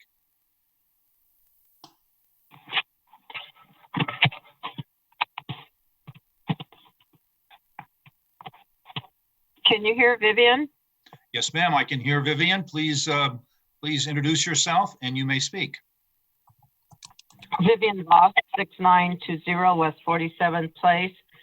Could the explanation of why the property and to what extent and for what reason Midas needs to vacate that property is necessary? Thank you. Okay, is there any other member of the public who would like to ask or to speak at this time? Please so indicate and I will call on you and you may speak. Anyone else in the public who would like to speak on this issue? Okay, I'm going to close the public portion and Mr. Goff, do we have any reply on that question? Yeah, we'll let Mr. Westberg respond to that briefly. Mr. Westberg? So with the widening project, the sidewalk is going to be 10 to 15 feet away from the front doors of the garage. And they don't think they can continue to function as a muffler shop under that scenario. They're losing their parking they have out in front and those things. They had tried to stay at that location. We'd actually looked at that option where they could maybe lease some parking spaces from one of their neighbors, and that didn't work out. And so they're in the process of, we have to acquire the property because they can't continue to function the way they are with the amount of ground we're leaving them. Thank you. We will open this up for questions from council of staff. Anyone have a question for our staff on this issue? Please raise your hand. I don't see any questions. So Ms. Hulteen, may I have a motion on this item? Thank you, Mr. Mayor. I move to approve resolution number 21-2020, a resolution concerning the leaseback of property located at 3805 Wadsworth Boulevard to 5G Holdings LLC, DBA Midas. Second. There's a motion and a second by Ms. Weaver. Is there discussion on the motion? Seeing none, we will vote. All those in favor of the motion, please signify by raising your hand.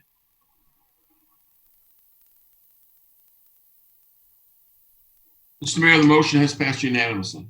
Thank you very much. We will go to agenda item number 8. Ms. Dozeman, would you please introduce this item? Yes, thank you, Mr. Mayor. Resolution number 22-2020, a resolution approving a memorandum of understanding between the City of Wheat Ridge and Roy's Mountain Home LLC regarding Robb Street Regional Detention Pond.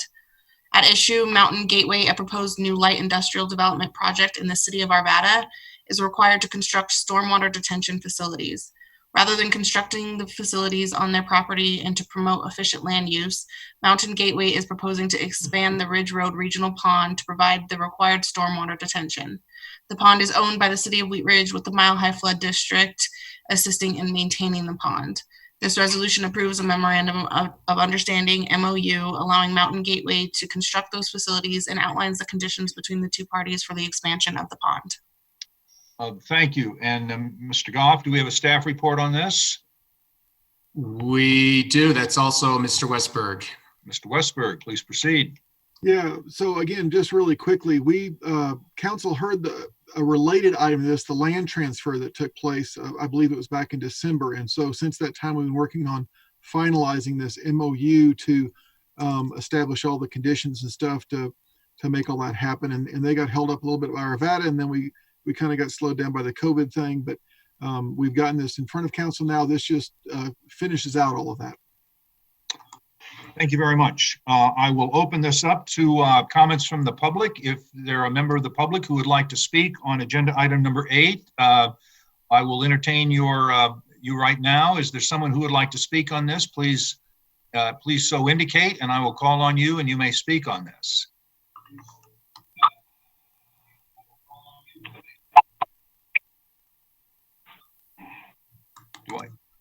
Do I have someone who would like to speak on this issue?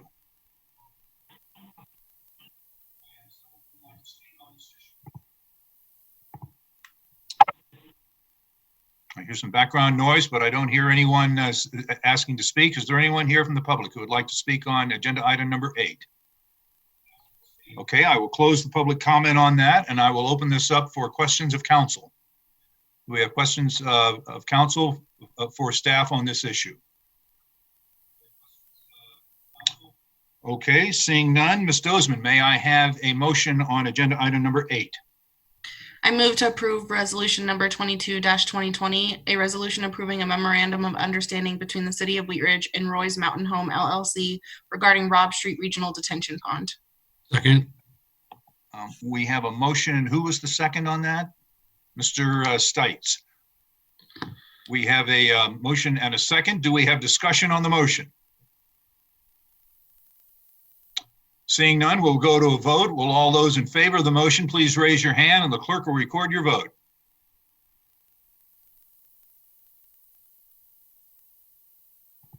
Mr. Mayor, the motion is passed unanimously. Thank you very much. We will go to agenda item number 9. Mr. Urban, would you please introduce this item? Thank you, Mr. Mayor. Item number 9 is resolution 25-2020, a resolution recognizing and declaring the public purpose and importance of the city's business stabilization program and making findings in connection therewith. At issue, the city has created the business stabilization program for eligible businesses within the city to assist them in response to the effects of the COVID-19 pandemic. This resolution documents the public purpose for expenditures of city funds in aid of private businesses to be consistent with requirements of the Colorado Constitution. Thank you very much. Mr. Goff, do we have a presentation on this item? Yeah, Mr. Dahl. Mr. Dahl. Thank you very much. As Councilmember Urban recited in the issue, we have a requirement in the Colorado Constitution titled No Aid to Private Corporations. And for you history buffs, on August the 1st, 1876. You all aware that's Colorado Day. So when Colorado became a state, and that's why we're the centennial state, of course. But in any event, in that era, railroads were being built across the West, and the railroads were sort of telling cities, we'll run the rail line through your city if maybe you would pay us.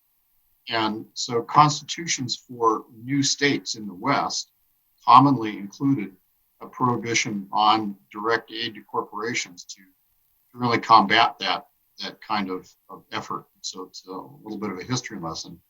In any event, of course, that provision has been now in the Colorado Constitution for about 150, 140 years.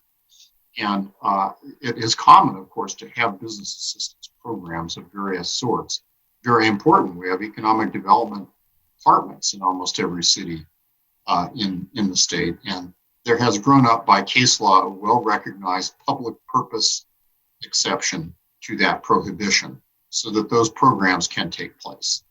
But it's important to recite what the public purpose of spending public funds in aid of private businesses is. And you can well recognize that the public purpose in keeping retail businesses alive and actually operating in the city at this time is an enormously important public purpose, given the fact that the city gets revenues directly from the businesses through sales tax, and those businesses are really the lifeblood of a community. Small business is what often makes up a good part of what we think of as a community. And so there's clearly a public purpose for the city and its economic stabilization program that the council initiated. But of course, we had to work quickly on March the 30th when that ordinance, I think, was just introduced on the spot to create that program.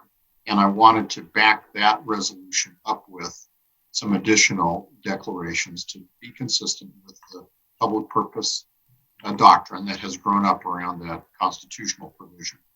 And I appreciate your indulgence in allowing me to do this sort of in two parts, sort of quick declarations we made on March the 30th, and this resolution here, which helps to cement the public purpose for that program. And I realize, I think that payments into that program are not going out now, they soon will be. So I'm happy to answer any questions. Thank you very much. Before we take questions of council, I want to open this up for comments from the public. Is there anyone in the public who would like to comment on agenda item number 9? Now is your opportunity. If you would like to unmute yourself and request permission to speak, I will recognize you. Is there anyone here who would like to speak on agenda item number 9?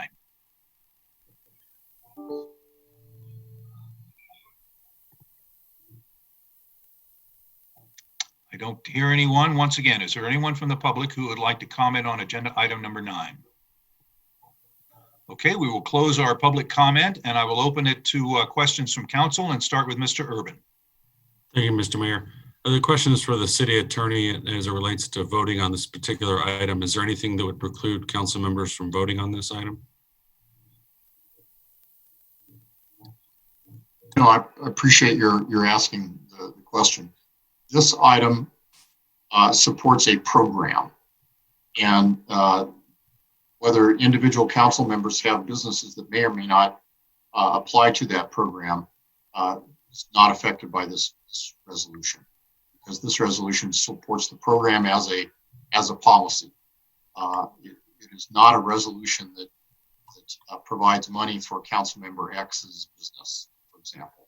That would be something the council member would step down on. But here you're establishing findings and supporting a general policy. No different. I appreciate the question, because no different than the council, say, voting on some kind of business tax or fee that's going to affect a number of businesses.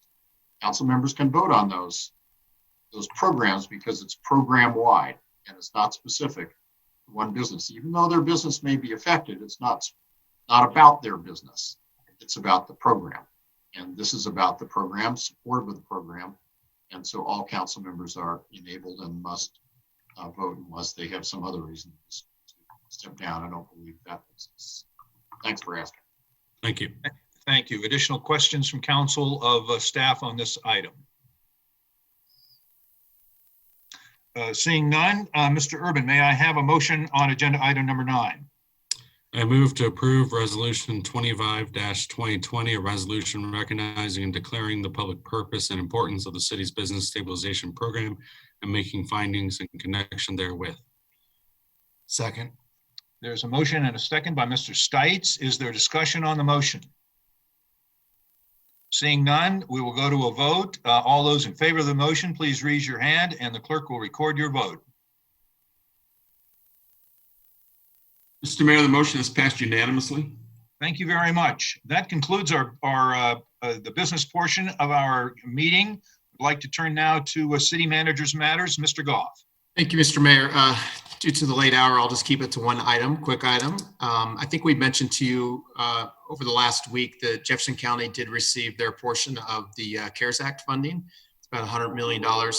And the commissioners are discussing this tomorrow. So if and how they're going to share that money with the cities. So if you want to make some late night calls here and encourage your commissioners, county commissioners to share that with us, that would be awesome. The great news is we did get some further guidance from the U.S. Treasury Department on the use of these funds, and our business recovery program is eligible. So if we get some funding from the county, we'll be reimbursed for this first allotment. And then if you guys want to talk about potentially putting more, as Zach's shaking his head.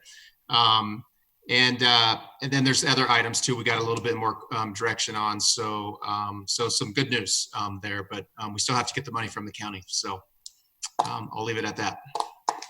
Thank you very much. City Attorney matters, Mr. Dahl. Nothing tonight. I appreciate council's help on the earlier matters. It helps my job and makes that process move more smoothly. I appreciate your cooperation on that. Thank you very much. We'll go to elected officials matters. And I would like to start with our clerk and Mr. Kirkpatrick. Thank you, Mr. Mayor. I only have one item. We have had a lot of discussions before this evening and during this evening's session about how best to make comments entered in Wheat Ridge Speaks available to council, available as part of the minutes, and available to the public. We are investigating ways to do that. I'm working with other staff members about how we can use the software we purchased for this purpose to make a permanent record or make the record searchable. However, these aren't my minutes, they are the council's minutes, and they are the public's minutes. So I would like to ask Mayor Pro Tem Hoppe to put an item on the study session agenda next week for council to give me guidance on exactly how and where and in what manner we would like to make sure that comments entered under Wheat Ridge Speaks are transparently provided to both council and the public. If you could do that, I would greatly appreciate it. And I have to, once again, thank the people and the city staff and the mayor and council for the amazing response we have seen to COVID-19. I don't think we can thank the staff or the citizens often enough or loudly enough. So I am annoying people by doing it every chance I get. Thank you. I would like to invite City Treasurer Chris Miller. I don't know if Mr. Miller is on the line, but I would invite him to speak if he is. And I haven't seen him, so we will go on there. I would like to next go to Ms. Nosler-Beck. Thanks, Mayor. I wanted to follow up on an idea that Mayor Sturker circulated around to the councilors earlier today regarding celebrating Wheat Ridge High School seniors and area seniors. And I had talked with Councilwoman Dozeman, and I would like to ask if council would support me in putting on an upcoming study session how the city and how we can honor high school seniors and their families in this major achievement in one of our upcoming study sessions. And you guys, I'm tired. I don't know if that made any sense. I think we got the message. Good. Thank you very much for bringing, yeah. And then also, I just wanted to also thank everybody. I know that Patrick, you took a lot of lumps along with some of the other staff with this mask emergency order, and just thanks for all that you did to keep us informed on both sides of the issue and what we were hearing from the community, and for being really responsive and to all the staff on keeping at least me educated on where we are with things, but also the community. So I appreciated the conversation today with all the other counselors, and thanks to everybody for just being so committed to everyone's health right now. So thank you. Thank you, Ms. Nosler-Beck. I'll go to Ms. Dozeman. Thank you, Mr. Mayor. I want to just echo some thanks to everyone once again. City staff, first responders. I want to thank Chief Murtha for coming and speaking, and also keeping us apprised of some of the issues that are facing our police department. And I do want to get the message out there that the Carnation Festival Board is discussing the Carnation Festival, and there will be some official messaging coming out in the next coming week. So to look to that, and I can update after official word is decided and out to the public. So I just wanted that comment to be made. And then I wanted to support Councilmember Nosler-Beck in maybe highlighting the seniors somehow. I don't know if maybe we could get something on Channel 8, whether that's senior pictures or and kind of like highlighting their accolades. Or like where they're going to college or what their plans are after high school. And I wanted to thank Mr. Urban for inviting me to adopt a senior. He created a Facebook group, and I think that was a tremendous idea. So I wanted to thank you. And I know council members Urban and Nosler-Beck, and I think many others have been either contributing or helping get food for first responders, SCL Lutheran, and our community. So I wanted to thank you both for that as well. And I did want to address one of the public comments from earlier in regards to information coming out of Lutheran. We have been doing a really good job at publishing any COVID-19 updates on sclhealth.org. So it is on the onus of the constituent or whomever wants to get online and see that information, but it is out there and it is readily available. And to get that out there as well. Thank you. Thank you very much, Ms. Dozeman. We will now go to Mr. Stites. Thank you, Mr. Mayor. Just a quick question for Ms. Hoppy. Does Mr. Kirkpatrick need any help getting that on the study session as far as Weaver Speaks? He does need a second on that, but I'll have to look at the schedule. I'm not sure if it can be on the next study session, but definitely try to get it on somewhere really soon, because I understand that we may not be in this platform for very long, but that we do plan on keeping the Weaver Speaks forever. So, or for as long as it works for us. So yeah, if you would like to support him with that, then I will start looking at the schedule. Thank you. I will second that. I do think it's important that we make sure that those comments aren't going nowhere. And if there's a way that we can somehow make sure that the public knows who's seen that as far as the decision makers, I do think, I know that I think Allie kind of had a comment back about that last week, but I do really feel that it is important that the public knows who's seen those comments and who hasn't, especially as we move forward. I'll echo the thank you to everybody else, and I'll let us move on. Thank you. Thank you very much. We'll go to Ms. Weaver.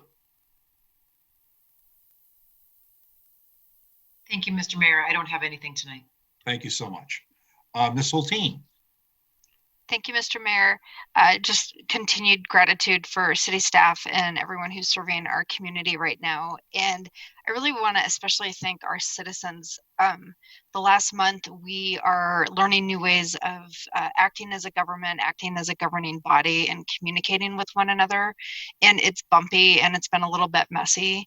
And I want to just recognize that we've all brought our best. And I really appreciate the citizens who are taking their time to help daylight the aspects of our democracy and our city function that maybe need more attention in this. And I really am grateful for my peers on council that we've had, I think, really thorough and thoughtful policy discussions about that. I feel really proud that that's how we're responding, and I'm feeling good about where we are right now with it.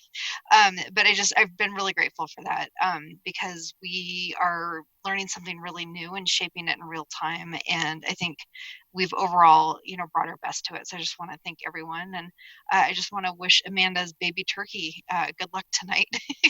Little baby turkeys. Okay. Thank you, Ms. Hulteen. We will go now to Mr. Urban. Thank you, Mr. Mayor. Quick update on the business stabilization program. We notified 99 applicants that they were awarded an amount between $500 and $5,000. 26 of those applicants received the full award of $5,000. 73 obviously remain funded proportionally, and we had an additional, I believe, 40 applicants who did not qualify based on one criteria or another. So as we go into the second round, we just want to make sure that we use some of the lessons learned from this first round, and we would encourage the second round to include a caveat or what have you as it relates to those who are currently applying for a business license. Those who have submitted an application for a license would be eligible for a second round of funding, but that they wouldn't receive those funds until their business license is fully issued. And then the businesses who applied during the first round, but who did not receive the full funding in that first round would be eligible to apply under the second round, but only up to a total of $5,000. So if they received $2,000 in the first round, they could apply for up to $3,000 in the second round. And so that's just some real basic caveats and lessons learned from that. And knowing that we're able to fund 99 businesses in this first round without knowing whether there would be a second round or not, I think the committee was very happy with being able to come up with a formula that allowed us to do that. So I'll answer any questions after I'm done. And then the other thing was that on Facebook, I took my wife's great idea when she said, "Oh, you guys should do this here." There was a program in South Texas that allowed the residents of the community to adopt seniors via Facebook. So I created a Adopt a High School Senior Facebook page for Wheat Ridge High School. And so far, I believe we've had 3 high school seniors adopted from that. And the basic idea is that if you were to adopt someone through that page, that you provide them with a gift basket of gift cards and whatnot, up to a value of about $50. And it's just a way to say, recognize the students and try to, boost their spirits during this time. So take a look at that Facebook page and encourage you to adopt a senior.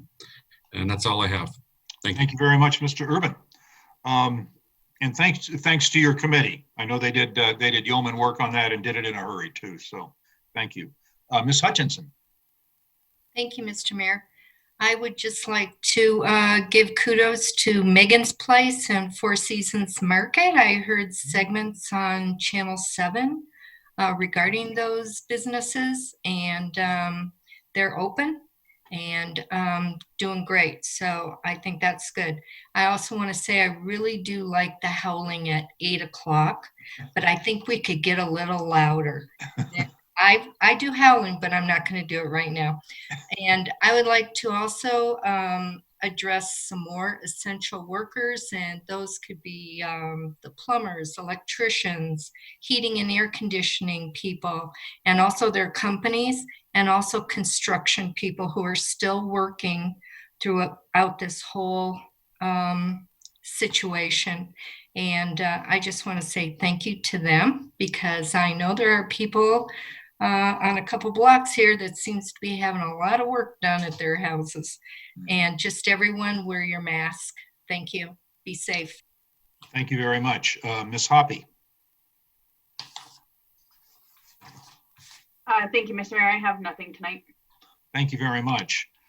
I think that kind of gets us almost to the end of our meeting. I want to thank you for a very good meeting. Our staff continues to do yeoman work in this challenging time, but I think they've really come together, and hopefully we are meeting the needs of our constituents and our citizens. I'd like to thank Chief Murtha for coming tonight and being with us. I'd like to thank the people who called in and spoke. I know it's a little bit unfamiliar in this format, but I think it's really important that we hear your voices. I want to particularly thank all the citizens who contacted me and contacted other members of staff and other counselors to talk about this the mask order that we initiated last week. We initiated that order to study session. We put a week's notice out there before it went into effect, and we got a good round of feedback from our community, and that, I believe, helped us make better decisions. So I keep telling myself that we make better decisions when we listen to a wide variety of opinions. These are new times. I was out in my yard today thinking back. Well, I remember when I used to duck under the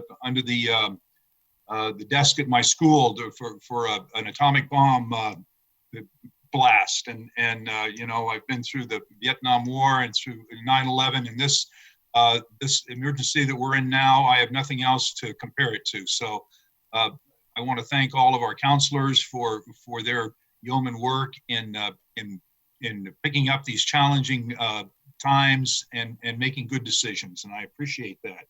And I want to leave tonight with a very special thank you to the moms and dads and the kids who are home at school and going to school, and moms and dads who are teaching school and trying to make a living and trying to support their families. It's a tough time out there. We will get through this. We will come out safer and stronger in the end. But I want to thank you all for being part of a community that cares about one another and does everything we can to keep ourselves, our families, and our communities safe. So if there's no more business to come before the council, we will stand adjourned. Thank you all so much.